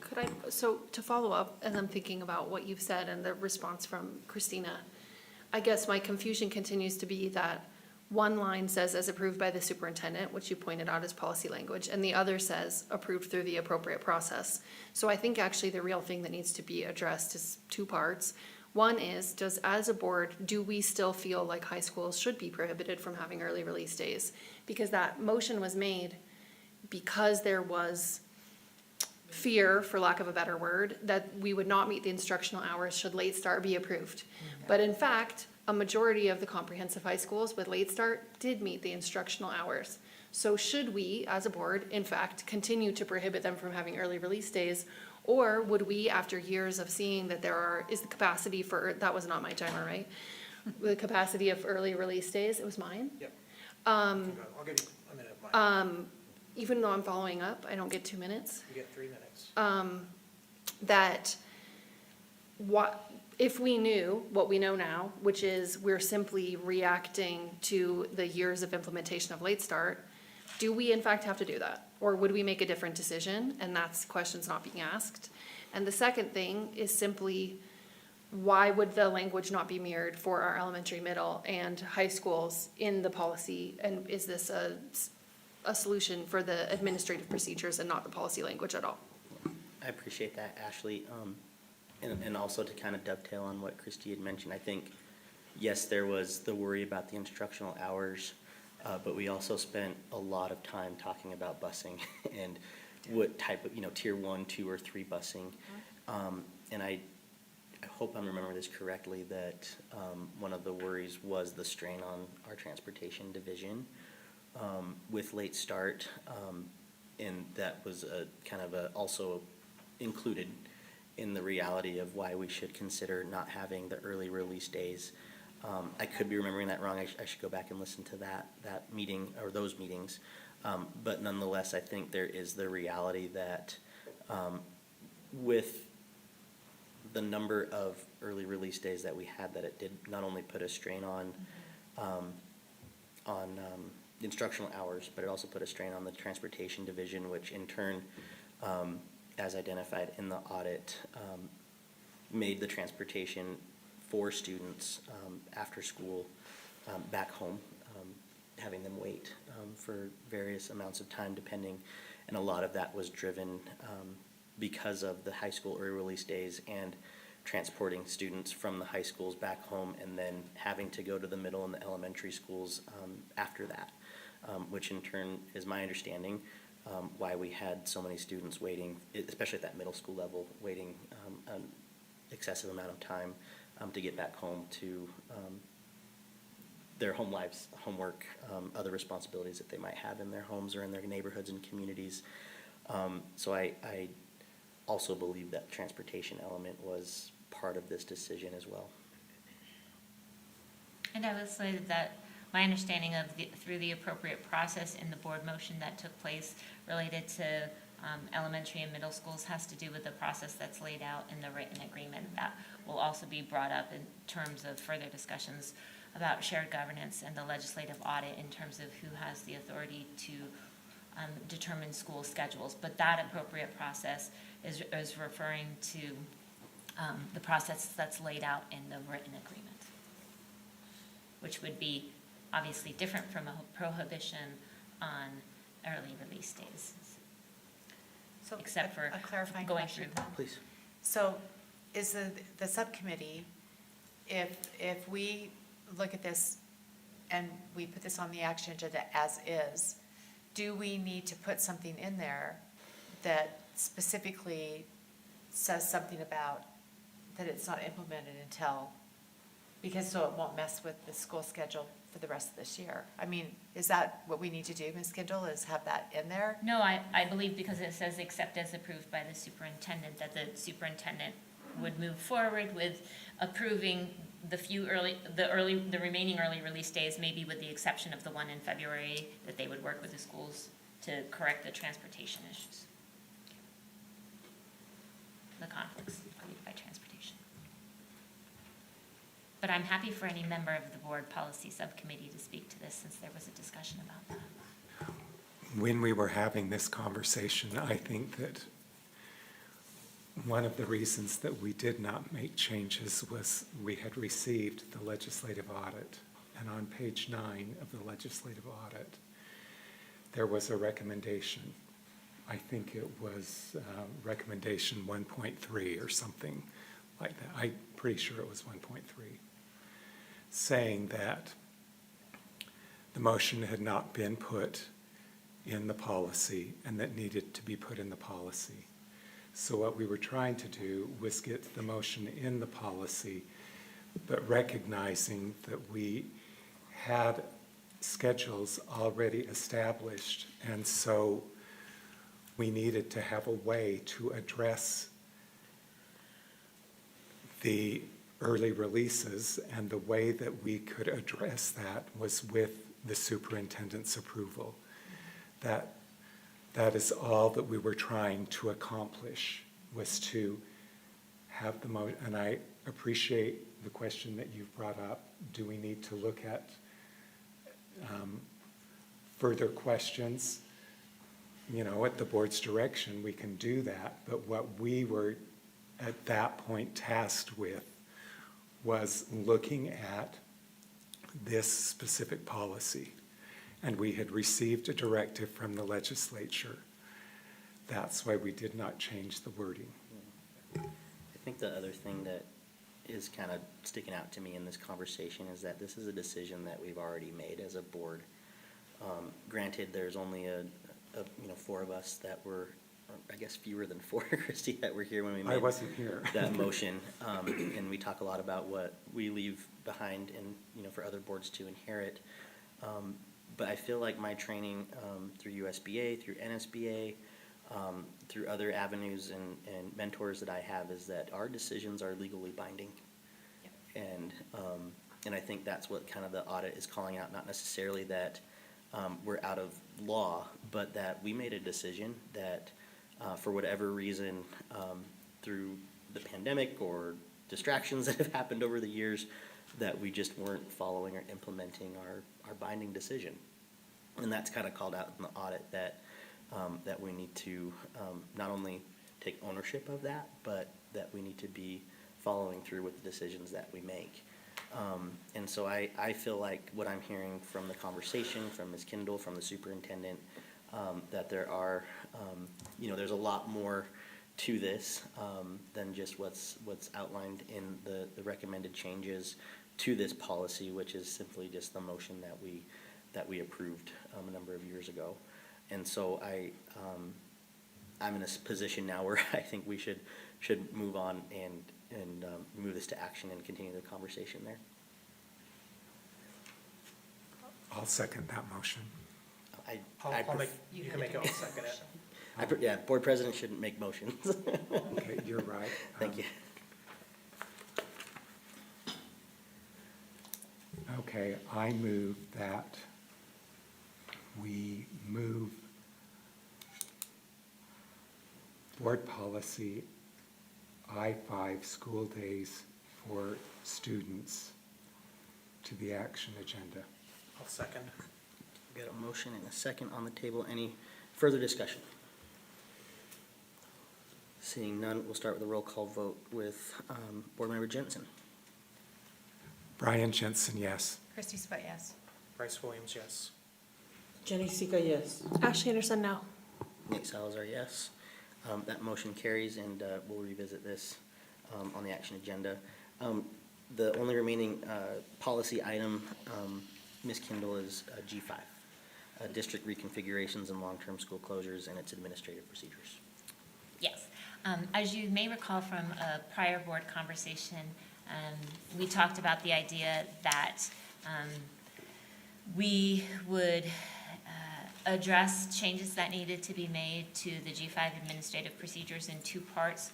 One part would be first looking at the site repurposing process, because we do have 4 sites that were previously functioning as elementary schools that we might need to look at what to do with those properties. So we were going to propose a process for dealing with those sites, and then separately we would look at doing a survey of our stakeholders to really do a deep dive into how we should revise our process for boundary school closure and special program adjustments or realignments.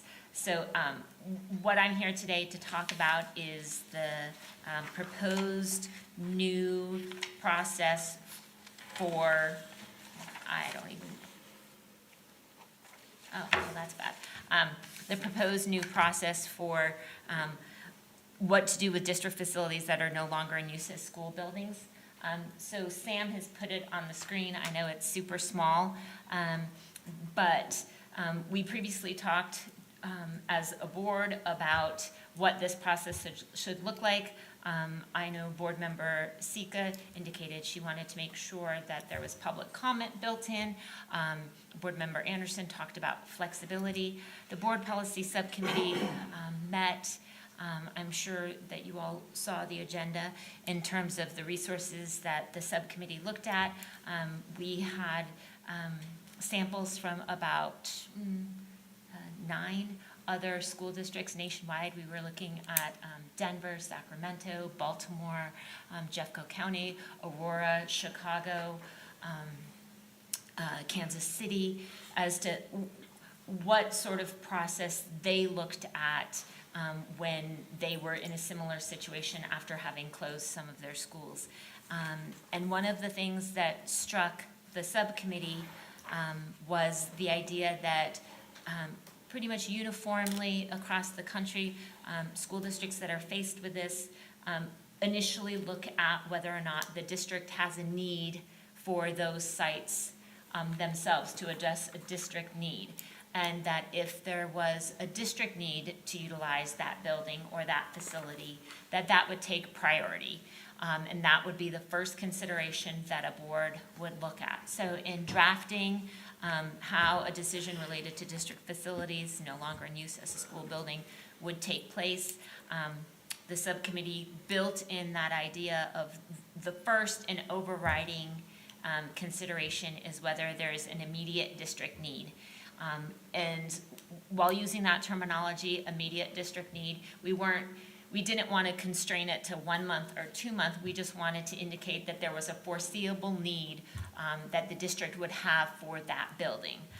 So in crafting that first decision that needs to be made, the idea was that the district and the superintendent would obviously look to see whether or not there was a foreseeable need for new or additional space for operating a district or school program, a special school, or a district operational space need for that.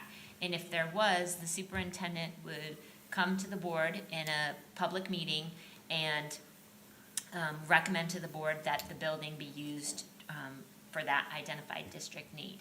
We would then have public comment at a subsequent meeting. And that public comment, in accordance with a suggestion made by Board Member Sika, would be not only about the identified district need, but the location where that perhaps need would take place. So just for example, the district currently has 4 buildings that are no longer being used as elementary schools. If, for example, we didn't have this particular district office and the district needed a new district office, if the superintendent was proposing, that the district office be located at Riley Elementary, the public could come and comment on not only do you need a district office, but should it be placed at Riley?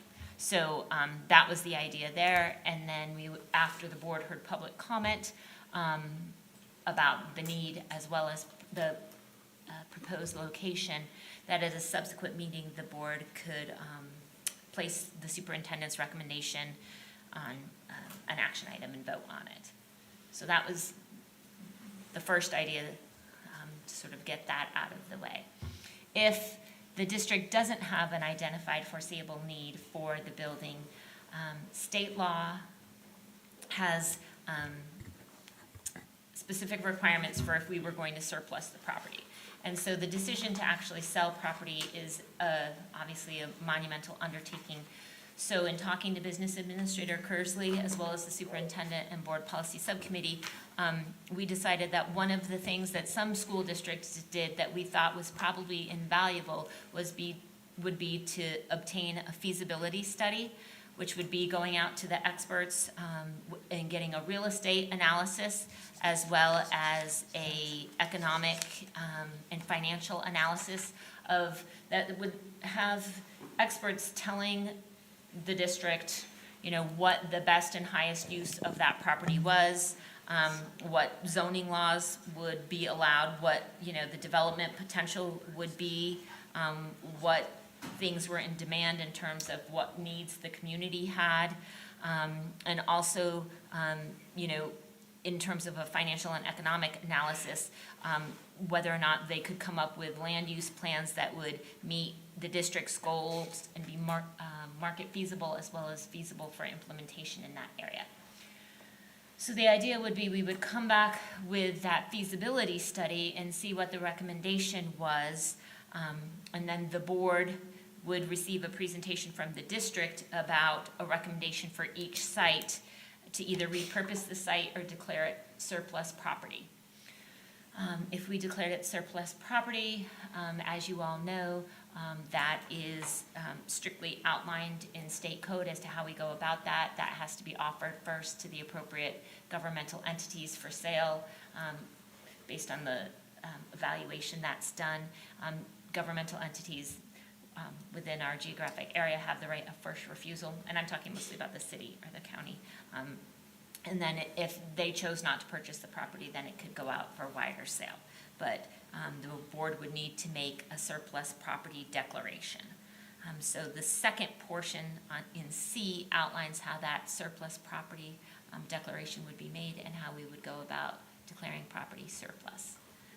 If the decision or recommendation was to repurpose the site, which means that the district would maintain ownership of the land and develop the site either through a partnership with another governmental entity, a private organization, or just through our own funding, that the district would bring to the board a land use plan for each site that would look at the facility, regulatory, market, community need, financial risk assessments.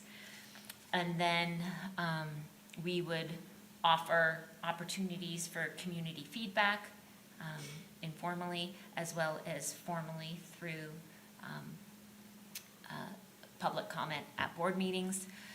And then and obviously, I know board member Bayen had concerns about being transparent and getting that information out. We've put into the process that we would use a variety of communication methods to ensure that the public is aware of the development recommendation and upcoming opportunities for public comment. If this were to occur, we would also create a district site repurposing webpage where people could look for information. And then if the board determined to move forward with that development recommendation, if a procurement process was required, and there are certain procurement processes that would be required depending on what avenue we took, whether it was a private partnership development or whether it was development with a governmental entity, we would ensure we followed that correct procurement process. And because there's such a wide variety of timelines associated with this, we could not indicate how long this process would take, but we did indicate that selling or repurposing a site could be a multi-year process and that the district would be providing regular updates about what was happening and where we were in the process. And also, we indicated that we would be upkeeping the property and maintaining it throughout the whole process, so it didn't become an eyesore or blight on the community while we were deciding what to do with the property. So I know that's a lot. As the subcommittee discussed this process, and we were, obviously understanding that it's a multi-page and multi-step process.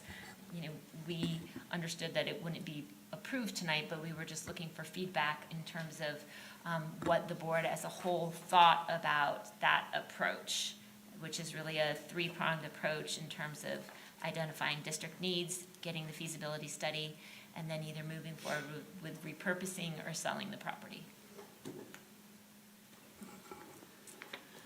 I see Ashley and then Brian. My only feedback on the redlined version of the APs is in that additional section. I appreciate that it puts district needs first, but I would like if the policy committee had a discussion about where student needs could be put into that AP language. That I think the needs of students are the primary needs of our district, and the policy is quite good at highlighting that students are centered in it. And I think that the APs should equally find some language that highlights what student needs are as you continue to discuss. Brian and then Jenny. I appreciate that comment, Ashley. We can certainly, consider that. I wanted to thank Christina for the work that she did. If you look at the revisions, not revisions, these were original drafts. I think Christina was very helpful in explaining the number of resources that we looked at. And this was a few months ago that we were looking at this, but there was a significant amount of reading material that we went through looking at those other districts and how they dealt with the challenge of property that you have after you have closed schools. And as we looked at it, we did identify that there were 3 types of property. Those that was an immediate need of the district, but I can appreciate, and of the students, okay. Then property that could be repurposed or surplus property. And I think that the way that you addressed those, we have now gone from A.1 to clear down to F, giving an explanation on how these different properties will be managed. Thank you, Christina. But a lot of consideration went in with the subcommittee. All I wanted to say was just thank you, because there was a lot of thought and processes, meetings that went into this, so. You did good, kid. Well done, Kendall. As I look through here, one, I think it's very comprehensive, and just thinking about kind of, how to use these facilities that aren't in use anymore. As you all know, board members and probably folks in the community, that there's a lot of interest in these properties. And we've even received some interest about, could it be a park until you make your decision, and knowing that full well that it wouldn't potentially be a park forever, but just adding another community asset that's available to the community while the board works it through this type of process. I know the ELPCO group has talked about this. East Liberty Park Community Organization has talked about this quite a bit in some of their public meetings that I've been aware of, and even some subcommittee meetings. And I'm just wondering if there is, under the conveyed part, through board resolution, would something like that be able to be considered while the board makes more concrete plans about what to use these properties and facilities for? I would have to defer to Isaac and Isaac Astle and Board Member Kersley. Obviously, if we wanted to make it a part that Board requires... member now, Alan. Oh, sorry, Business Administrator Kersley, I don't know. No, it's a demotion.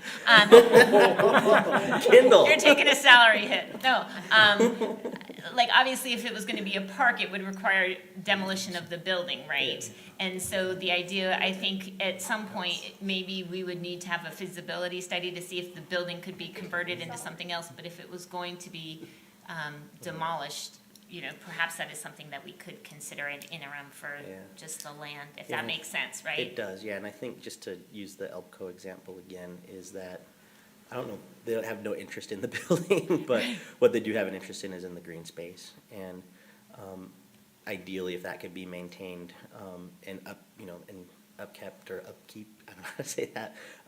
Maintained. Maintained. Thank you, Kendall. Words are hard right now, but nonetheless, it has become, and always kind of has been, an asset to neighbors around all 4 of the schools that were closed for recreation or what have you. And I think there is a desire for, until the board makes a decision, to work on or work with us on those types of initiatives and assets for community members and neighbors and students. But I'm just wondering if those types of things could be worked out while more, like I said, while more concrete plans are being developed and approved by the board through those resolutions. Christie? Oh, Bryce, did you? No, I was, Sorry. First, I want to applaud the work of the subcommittee and Ms. Kendall. I think that when we started a couple of months ago, we were wondering, where were you going to glean information from in order to bring it back to the board for such a great conversation. I know that we're going to be relooking at this again and it'll be brought back. But I think that what I appreciate about reading so far is the priorities and how those have been initiated in the policy. I agree with what Ashley has said, that even though we say district needs, let's be clear that, the student needs, have got to come above everything else. But I think what is important with this board going forward is that you recognize what the city has and doesn't have. And the green space that we don't have and how landlocked we are is definitely something we should always be thinking about. But these are our only assets, that the district has. And so to be looking at how do you provide in our communities opportunities for growth and innovation, but yet keeping in the forefront the needs of the district and of our students first. So I appreciate that the way that was lined out and the work that was done by the committee. And I look forward to the next conversation that we have about this. Bryce? I did. You didn't have any? Okay. Any other comments?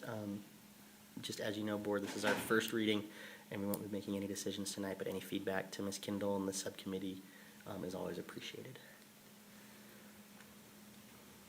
I think the feedback that we are hearing is that being very explicit that that students and their needs, their learning opportunities be the priority in this for the most part. Yeah, that's what I feel like I'm hearing for the most part from the board right now tonight. Thank you. Okay. Thank you, Christina. All right, item 3 on the discussion agenda is the board orientation presentation. There isn't an attachment to this, but if you look in your folders, board members, there is a new board member orientation list that I'd ask you to refer to. I thought Bryce and I could just kind of read this out loud. I'd mentioned in my board member report in a previous meeting that Vice President Williams, the superintendent, board member Kearsley, business administrator Kearsley, Ms. Kendall, our board legal counsel, Joan Andrews, and we had invited Richard Stoll from USBA, who unfortunately had a conflict arise that day, personal conflict, and wasn't able to join us. But what we really did is kind of map out, it's back here.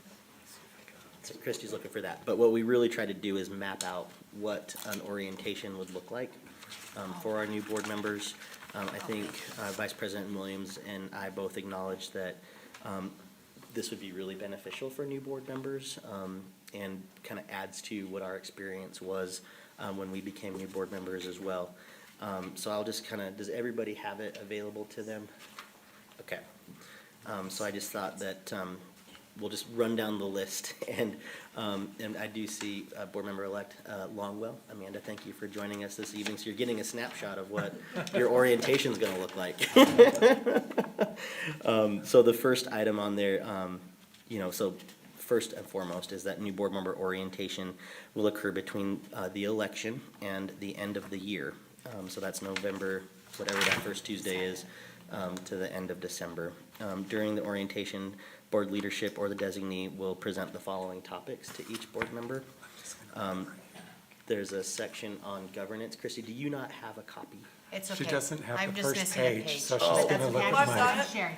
I'm sharing. You I'm sharing? fine. She Okay. can look at mine. I'm fine. So the first thing on the list is governance, and that includes duties and responsibilities, expected conduct, and limitations of the board. So this includes our conflict of interest disclosure statement, statement of ethical behavior, Public Officers Employees Ethics Act. Item B is responsibilities and expectations presented in the board handbook. This will mean that we will review sections related to relationships with the superintendent and the business administrator. We'll talk about board leadership duties, board leadership election process and timeline.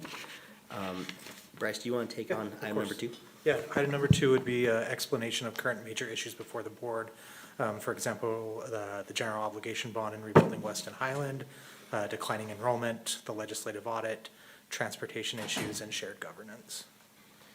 Moving on to just other, I'll read 1 through 5 there, Bryce, which is, the board calendar in January, draft agendas, board committees and appointments, the strategic plan for student achievement overview, tour of the boardroom and the conference room, the microphones, all the amenities that we have available to us during board meetings, and then, of course, a list of upcoming conferences for board members, USBA annual meeting, NSBA annual meeting, and then, of course, including dates, location, transportation, and expectations around that. From there, a list of meetings board members attend, including times and locations, board agenda setting practices and the different type of board meetings, as well as distinctions on board agendas between reports, discussions, and study sessions, going over parliamentary procedure as outlined by Jurassic Parliament, including how motions are made and how a quorum or a majority is determined.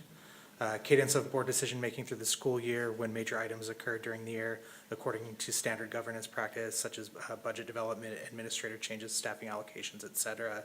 A schedule of the annual board agenda items and a roster of board members including contact information. Great. We have some items that will be included in the orientation provided by the superintendent or the designee.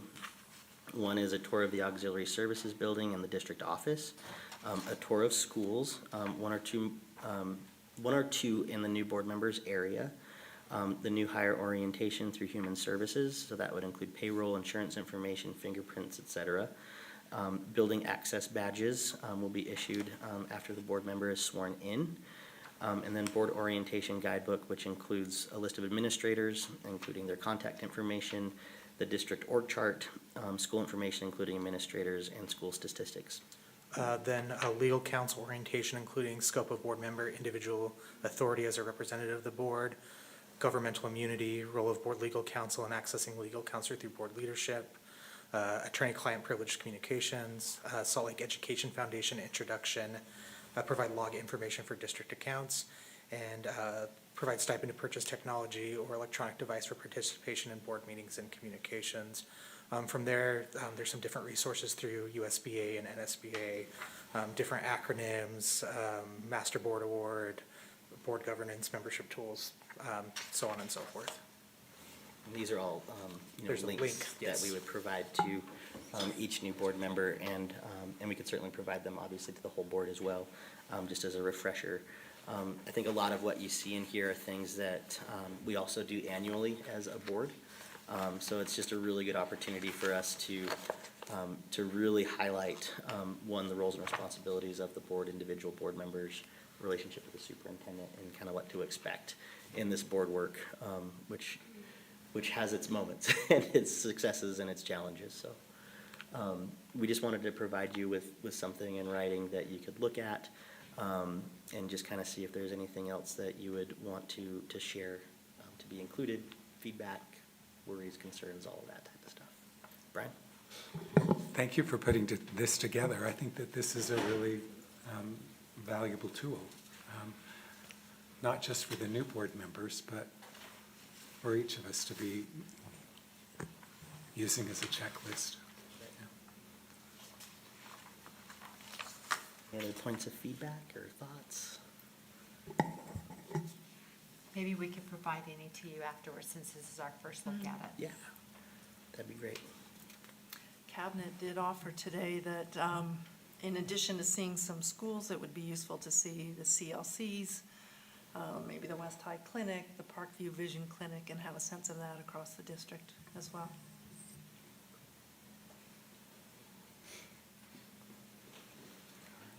Thank you, board. Thank you. Our final discussion agenda item is the Esports presentation.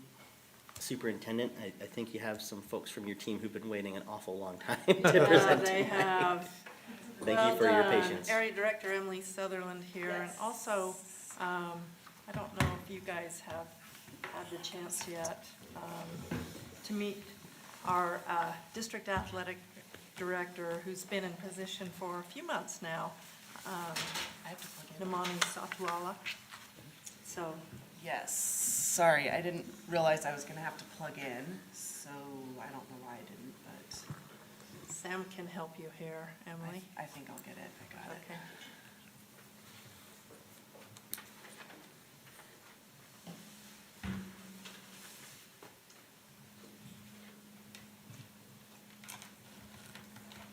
Okay, so yes, this is Namani Satwala. The title is Athletics and Activities Program Supervisor. So he's been doing a lot of work on our athletics and student clubs and all kinds of things, and being able to get out to a lot more of our games and events and help with those things. So he's been a great resource to have around.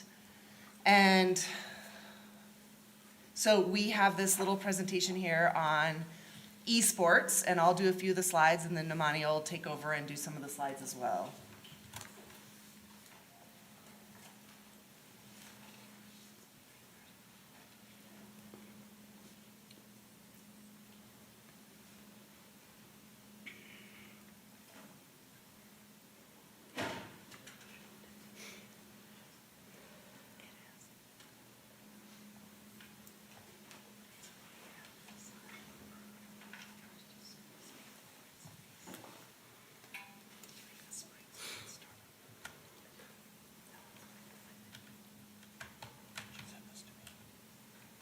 Do you want me to?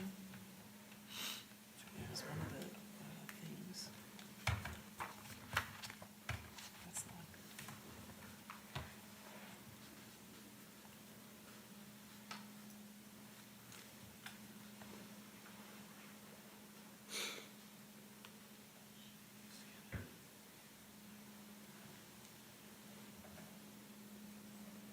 We need another storyteller. I know.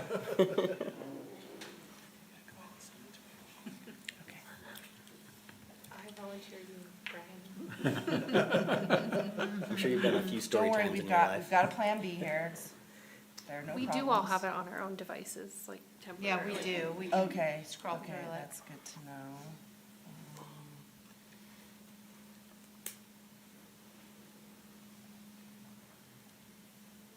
But now I just kind of feel like we've gone this far, so. Sam, are you also trying to pull it up there? Okay, I just sent it to you Oh, okay. in Teams. Okay, so then I'll go ahead and just kind of get started till it gets up there. So anyway, yeah. So we wanted to talk to you a little bit about esports, and we have a few different topics that will be in this presentation. Basically, what are esports, and we'll clarify that.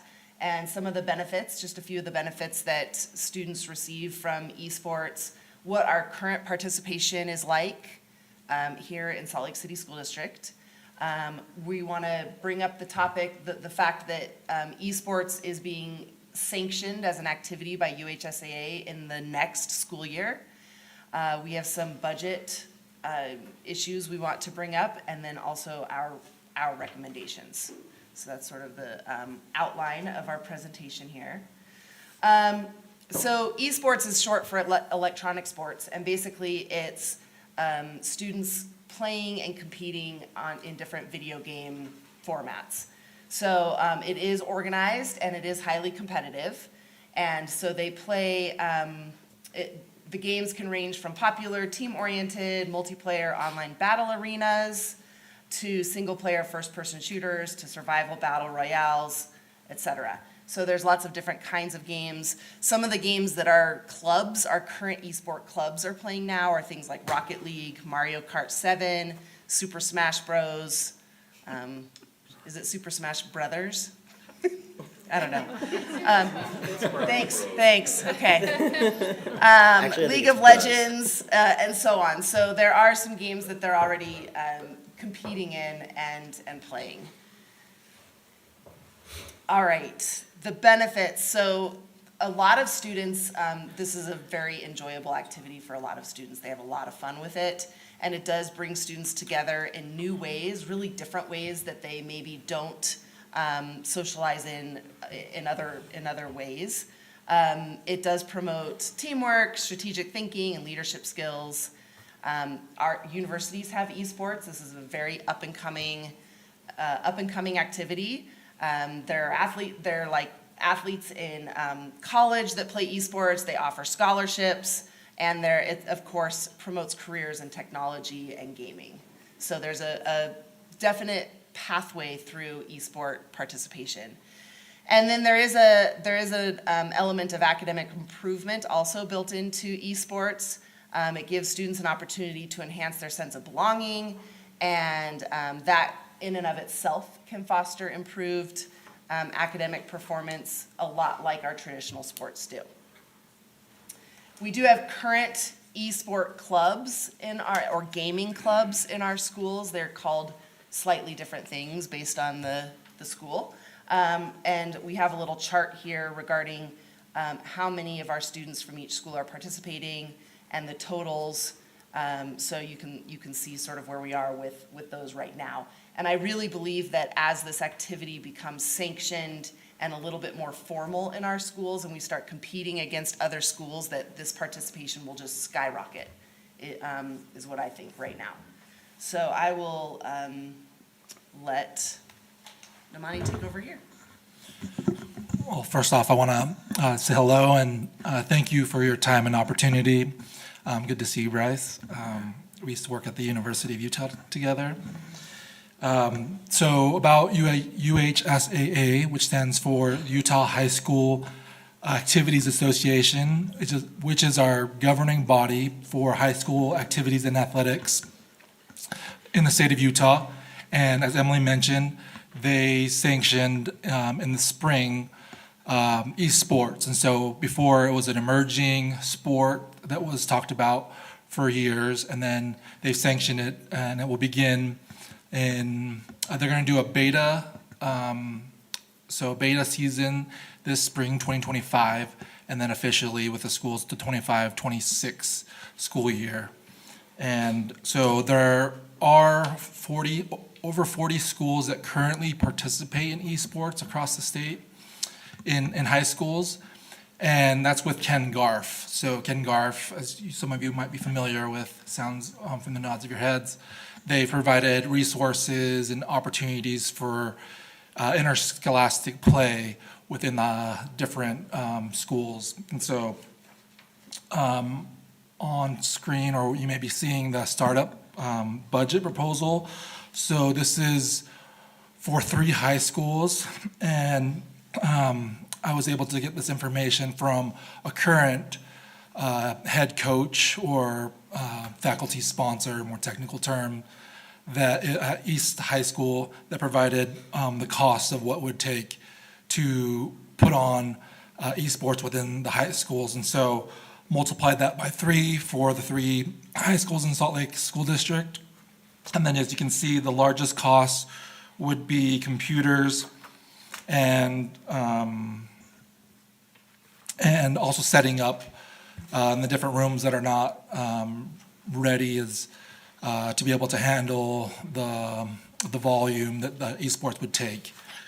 And then one thing to point out also is that you might be wondering, esports is all done virtually, but we wanted to also take into account transportation. So these schools do travel for different competitions, regional and state, and then anticipate growth. So it will be definitely a new sport for UHSAA, so there's definitely lots of learning, but anticipate also ongoing transportation costs. And then personnel costs, so we compared this to an activity within Salt Lake City School District, and so an activity we base it off of would be debate, and so there are currently 3 activities, which is debate, music, and drama, and this would be an additional, hopefully, fingers crossed, an additional activity that we would add. And so talking to the coaches, this could range, like there are so many games that they do each day, and there are already growing requests for additional games, and so this could easily take up many days. So this would be based off of for 16 days for head coaches and 9 days in their written agreement, hopefully written agreement, for our coaches' pay. And then looking total costs would be for all 3 high schools around $94,000, and then about an average of $31,000 for each school. I'm going to go on to ongoing costs. So for ongoing costs for schools, so taking in factoring equipment. So you might be wondering, we already purchased the equipment.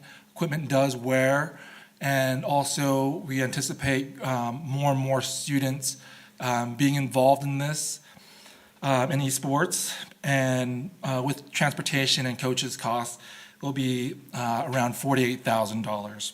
And then it'll be an average for each school of $16,000.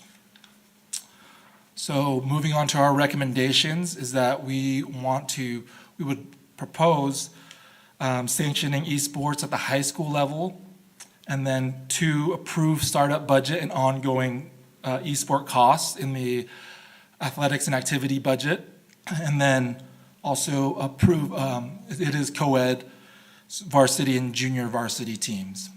And so I know went over a lot of information. I'm sure you have some questions, and so we want to open it up for questions that you may have.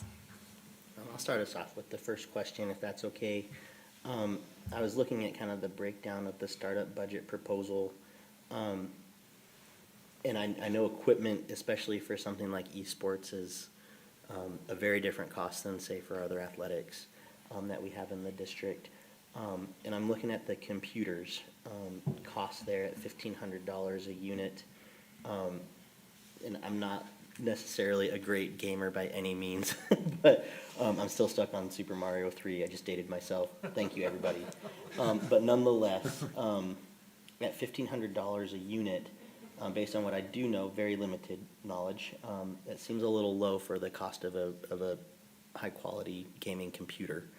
And so I'm just wondering if there is, I guess I'm just wondering where you got the figure for a $1,500 computer. Yeah, so I got this from, so John Ware is a teacher at East High School and provided the breakdown of this cost. And so he's purchased these to be able to run. Currently, he's running the game. I need to look at really quick. Go ahead, Namona. I'm not familiar with this game. I'm just wondering if we need to. Rocket League, sorry. Okay. So the PC games would be Rocket League, Overwatch 2, and League of Legends. And so based off of a bulk buy and what he's gone through already to purchase some of this equipment, that was based off his estimate. Okay. Ashley? What's the timeline you're looking for us to make a decision about this? Well, I mean, I think in order to have this up and running for next year, we're gonna need to like purchase some things and have everything ready to go. So I don't know, what would be the timeline? Like as soon as, I think, I do know that the sponsors and faculty advisors in our schools right now are very anxious to kind of hear how this is going. And I also know that there's some other processes we need to put in place regarding things like game approval. IT definitely has a part to play in terms of safety and security of whatever systems we buy and subscriptions we buy and things like that. So I think that once it is, if and when it's approved by you all, then there's going to be some additional processes we'll need to put in place before it can be up and running. And then, of course, the purchasing and all that. So I don't have like an ideal in mind, but in the next couple of months would be great. The reason why I ask is I think no person on the board would want to deny students the opportunity to participate in an activity they want to participate in, especially as we see other districts probably start to onboard the programs as it gets sanctioned by UHSAA.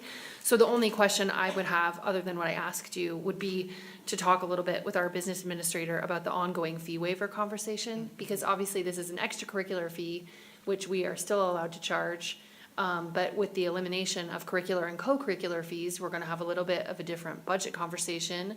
And we've had board members express in the past, like, what would happen if we just waived all fees? So I think, to me, the only thing preventing me from immediately supporting it is having a little bit of a dialogue back and forth with our business administrator and our finance team about where does this fit into the fee waiver conversation? And the time is late, so I don't know if we have to talk about that tonight. I just wanted to say, like, when could we discuss that in relationship to whatever timeline you're on, if that makes sense? I do want to clarify one slide. Sam, can you go back to slide 8? So startup budget, if you look, transportation and personnel really aren't startup budget. Those are going to be ongoing costs. So your startup budget ends up being that 54,216, because your transportation personnel are on the next slide also about ongoing. So I just wanted to clarify that. Thank you. Thanks, Alan. And also, Alan did bring up some of those the spend plan and fee waiver issues, so we're aware that that'll have to be worked in, and that's soon, in the next month or so. Christie? So I just want you to know, my two boys would have been first in line. I mean, even today, they would be, you know? I mean, it's just, to me, I think that it's just so amazing to me where we evolved to, isn't it? You know, and that you think about what excites kids, you know, to come to school and be involved, you know, in the clubs. But to have a sanctioned sport, you know, that's Esports is amazing. I mean, my 8-year-old little granddaughter is already learning how to play Mario Kart, you know? I mean, she could probably wipe up the floor. But Helena, you got some work to do with the girls. You know, we got to pump those girls' numbers up. So I think this is really exciting, you know, and the same questions just came through my mind, you know, as Ashley said, it's just, you know, about the financial obligation and, you know, finding a way. Obviously, you guys are all going to be heading into a budget season, you know, in January. And so, you know, like Emily said, that kind of fits into that 2 to 3 month, you know, timeframe of talking to Alan about those ongoing costs and how do you sustain the program. But I think it's exciting. I mean, I would love to go and watch one of these competitions and watch the kids play because, you know, I've seen it my whole entire adult life as a mom, watching my boys as they grew up, you know, with their, whatever it was, what was the first thing, Atari, you know? You know? I'm a step above that. I just Is let that, you know. yeah, you're a step above, that's right. Anyway, I think this is really exciting, and thank you, And Christy, I don't know if you know, but like Esports fills up NBA basketball arenas. Does it? Yeah. Yeah, see, I totally didn't know that. I knew it's that a there huge was, thing. you know, like a culture and a group of people that meet in dark rooms and, you know, play games. That's what, you know, that's what they do. I mean, that's what my boys did. You know, they were down in the basement with all their friends and, you know, no lights could be on because they had to see the, you know, screen as clearly as they possibly could. So anyway, I say yay. Cool. One more piece on this is that the University of Utah is one of the best gaming programs in the country. That's right, they do. And what's interesting about gaming too, like you mentioned with the stadium, there's a whole world of production and broadcasting around it so that students who are interested in it can take any number of roles in the world if they want to around this. So it's fun to have this as part of the options for them. Well, it sounds like we need to have some more discussions as a board, particularly around the financial elements of it. I think we can work that into our timeline to kind of fit within that 2-month timeframe that you gave us, Emily, if not sooner. So we appreciate your presentation. And Damani, welcome to the district, bro. Yeah. Cool. Thank you. Thank you. All right. Moving on to our action agenda, we have 2 items on the action agenda. The first being our high school options for West and Highland, and the second being board policy I-5. And so with that first action item, the motion that carried over from the discussion agenda was to move option 3 for West High School and option 1, addendum C for Highland High School. I'll entertain a motion to continue the conversation. I move that we approve the named options for West and Highland High School. I'll second. All right, we got a motion and a second on the table. Is there any further discussion? All right, seeing none. Helena, we didn't hear from you in the first round, and I'm just wondering if there's anything that you'd want to add from your perspective as a West High student. I think it's pretty much been covered. I was going to say something about the portables options and kind of how that would look. And I know that students probably wouldn't be happy about that, considering that one of the options said it would be for 7 years, which I was there for 6 years, so it would span someone's entire career and more. So. Excellent. Any other discussion to the motion? All right, seeing none, we'll start with a roll call vote with Board Member Sweat. Christy Sweat, yes. Bryce Williams, yes. Jenny Sika, yes. Ashley Anderson, yes. Nate Salazar, yes. Brian Jensen, yes. Excellent. Thank you, that motion carries. Alan, Isaac, I guess the real work begins. So please continue to engage us, and, we look forward to further discussions. Architects, thank you for sticking it out too, through all of our conversations tonight, and for all the work that you do and have done up until this point to get us here, so really appreciate it. Our last action agenda item is policy I-5. I'll entertain a motion.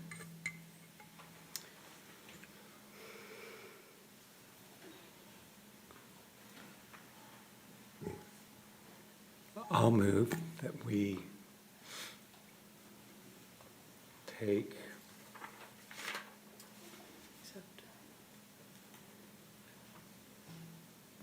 board policy I-5. We just had so many policies. I wanted to make sure that I had the right one. Okay, to action. Oh, we've already. Oh, I meant to, yeah, Are we approving? yeah, for approval. Okay. We have a motion. Consent. To approve. Is there a second? to the motion? Second.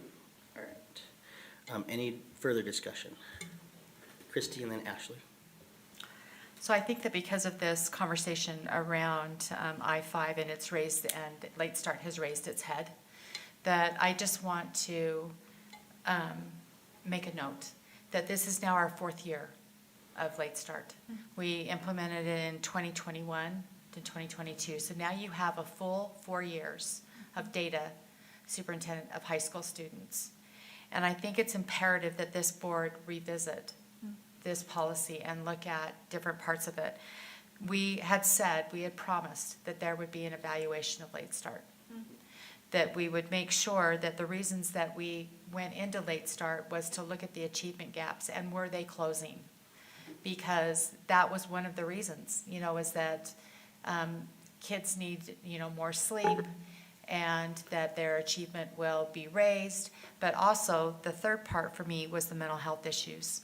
That the mental health issues, over and over and over again in those townhomes or townhouses or town meetings, I'm tired, those town meetings, it was brought up over and over and over again about the mental health issues of our students.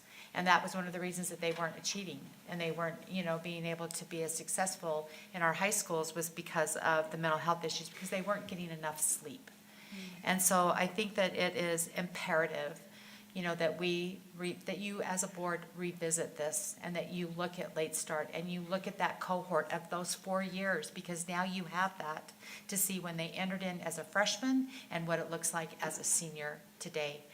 And I think the other part of it for me too is because this has been raised and because of the early outs and supposed, PLC collaboration, that it is another piece of that, superintendent, that needs to be looked at. Are PLC collaborations within departments actually working? Because that was another piece of closing the gap. And so I didn't feel like I could go ahead and support this at this, without saying that, because it's all a part of what this conversation was around when we talked about those, the Late Start in regards to those early outs. And so it was just a bigger conversation. So I just needed to add those pieces in as my discussion part on this policy. Thank you, Christy. Ashley and then Brian. Yes, I would just add, obviously I'm not in support. The discussion we had about this was messy enough that I'm not comfortable enough moving the language forward, and I don't know that we have consensus about exactly what this means or why we're doing it, to be honest. But I think the really important thing to consider is that we said we would place shared governance on 2 discussion agendas, and then we're making this change without having that substantive discussion about shared governance. And I think this could be interpreted poorly by different groups who are impacted by it at the school level and what it bodes for the future. So I think we would do well to have a really cautious, highly directed conversation that includes all of our stakeholders and try to endeavor to be a bit more clear. Thank you, Ashley. Brian? Thank you, Christy, for giving us that background knowledge. There are some of us that were not on the board, and I appreciate that, and I think that we do need to consider that. Jenny, anything to add? Thank you. Brett? Leah? Okay. So we have a motion on the table. I'll go ahead and call it for a roll call vote with Vice President Williams. Bryce Williams, yes. Jenny Sika, yes. Ashley Anderson, no. Nate Salazar, yes. Brian Jensen, yes. Christy Sweat, no. Okay, that motion carries. Thank you, Board. We will now move on to our reports section of the agenda. Superintendent, do you have a report for us this evening? Just a couple of quick things, one related to that shared governance and the audit. In reading the audit and our read of the Legislative Audit Committee and the legislature itself, we're anticipating that there is going to be some change to shared governance in our district. Certainly that's what's on the table for the board to consider. And then the legislature themselves, the legislators, mentioned that they may take on the change themselves. I just want to thank particularly our SLEA team. We had already created a group to discuss Shared Governance 2.0. We'd only met once before the audit report came out, but just wanted to share a note of appreciation for their thinking and input on what we keep and what becomes part of the way we do business in our district, and being clear about that, and appreciated the partnership and thinking about that, and that will continue over the coming months as this unfolds for our district.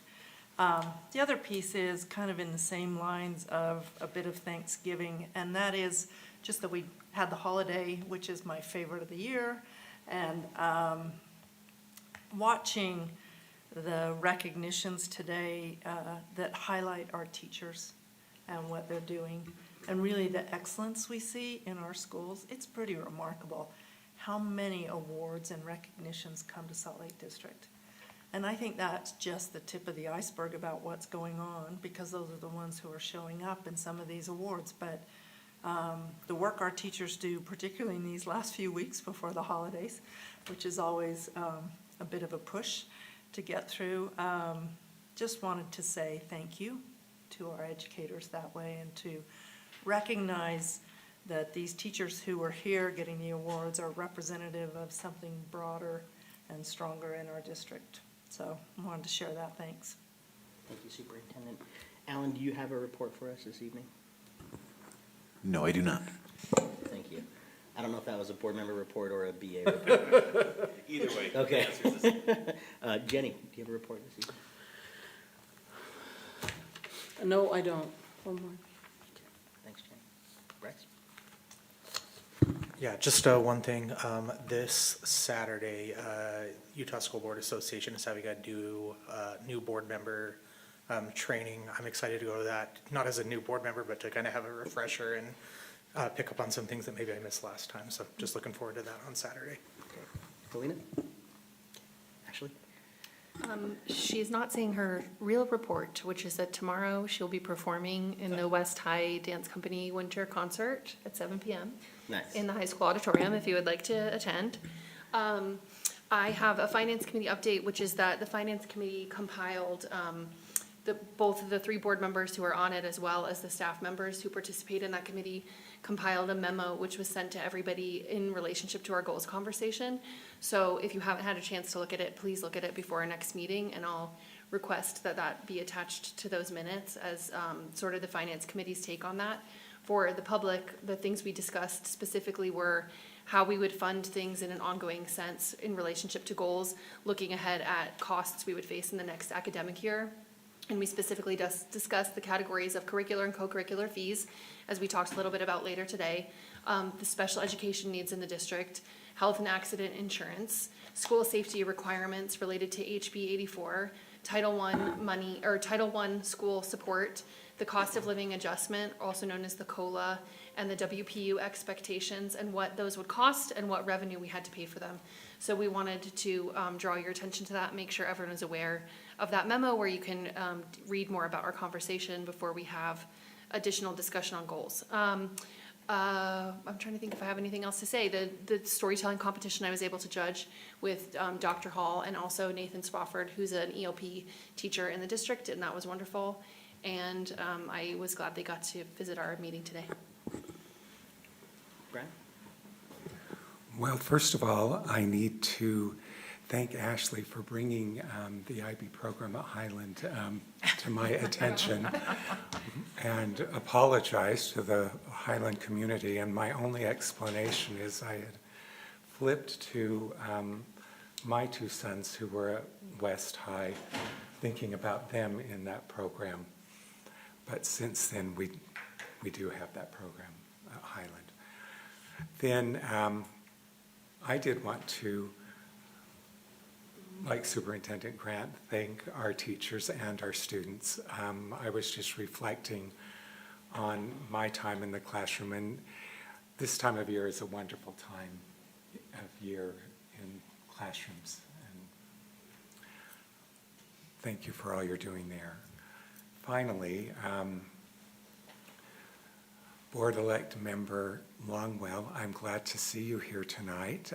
Bryce already announced the new board member institute. I've been announcing that the last couple of meetings. For me, that was a really beneficial program, and I hope that you're able to participate in that. That's at the Provo Marriott. Breakfast starts at 7:30 and the conference starts at 8:30. I will be attending a USBA Board of Directors meeting Friday, December 13th, and I'll give you a report on that beginning of the year. There's also a policy webinar tomorrow that I just wanted to remind you of. That will be at 11 o'clock, and you can find that in the USBA portal. Thank you, Brian. Christy? I will be going with Brian to the USBA meeting on the 13th. Always looking forward to that. I think that this time of year, what always comes to mind for me for USBA is the logo that they have, Building Better Boards, and that's what their goal is. So I'm excited about Saturday also. I think it's going to be a great day. I just want to compliment our board in how often each of you look at collaborating with each other and being able to recognize how important that is to have a relationship with each other. I think that having the opportunity that we've had over the last couple of years to sit down before our meetings, to have dinner together, to have conversations together, sets a really great tone for the start of our meetings. And I just want to say thank you for that opportunity that we have to do that. I think that there's a lot of things that I'm not going to miss when I leave this position. Right, Jenny? A lot of things we won't, but that is one that I will miss, is that breaking bread with all of you. So that just really came to mind tonight as we sat and had dinner before our meeting tonight. Like Brian, I'm so appreciative of the work that's going on in the buildings. And I neglected to say, because my granddaughter Piper said to me, she goes, "Did you tell everybody about our Halloween parade?" And I was like, no, I completely forgot. So, I think that there's so many great things that are going on in our schools, and that's another highlight for me, is always being able to do that. But that's not going to stop for me. I'll be able to continue to see the great things that are going on through the eyes of Piper, which is just so incredible for me, to do that. So anyway, I just wanted to thank you for your friendships, and that really just came through tonight. So thank you. Thank you, Christy. I don't have anything to report other than that I'll be joining Bryce and the superintendent, I believe, at the new board member orientation on Saturday. Superintendent Bryce and I have historically taken front runner down there and used our district bus passes that were coordinated through SLEF, our district, and the city through the mayor's office and council. So if you would like to join us on front runner at 6 o'clock in the morning to get down there, you let us know. It's all in an effort of our sustainability goals. So, but nonetheless, I'm looking forward to that. Grateful for your leadership. Looking forward to it. You might want to check the front runner schedule. I'm not sure they run that early on Saturdays. I don't know. Christy and Bryce and I did it last time. We did. We went last year. I'm not going with them this time because I'm going down on Friday night. Yes. Saturday night. But nonetheless, Amanda, if you want to join us as well, you're more than welcome to. At the front, we'll let you know which stop we're going to meet at. So, but nonetheless, I'll go ahead and call the meeting adjourned. However, we do need to re-enter closed executive session, and I've asked Vice President Williams to read the motion. Yeah. On December 3rd, 2024, I move that the board go into closed executive session to discuss the character, professional competence, or physical or mental health of an individual, and pending or reasonable imminent litigation, and that we conclude the meeting after that business is done. Okay, I'll is there a second. second? All right. We got a motion and a second on the table. Not seeing any discussion, we'll go ahead and do a roll call vote with Board Member Sika. Jenny Seeger, yes. Ashley Anderson, yes. Nate Salazar, yes. Brian Jensen, yes. Christie Sweat, yes. Bryce Williams, yes. That motion carries. Thank you, everybody here, everybody that's joined us online. We appreciate your participation in our public meetings. Have a good night.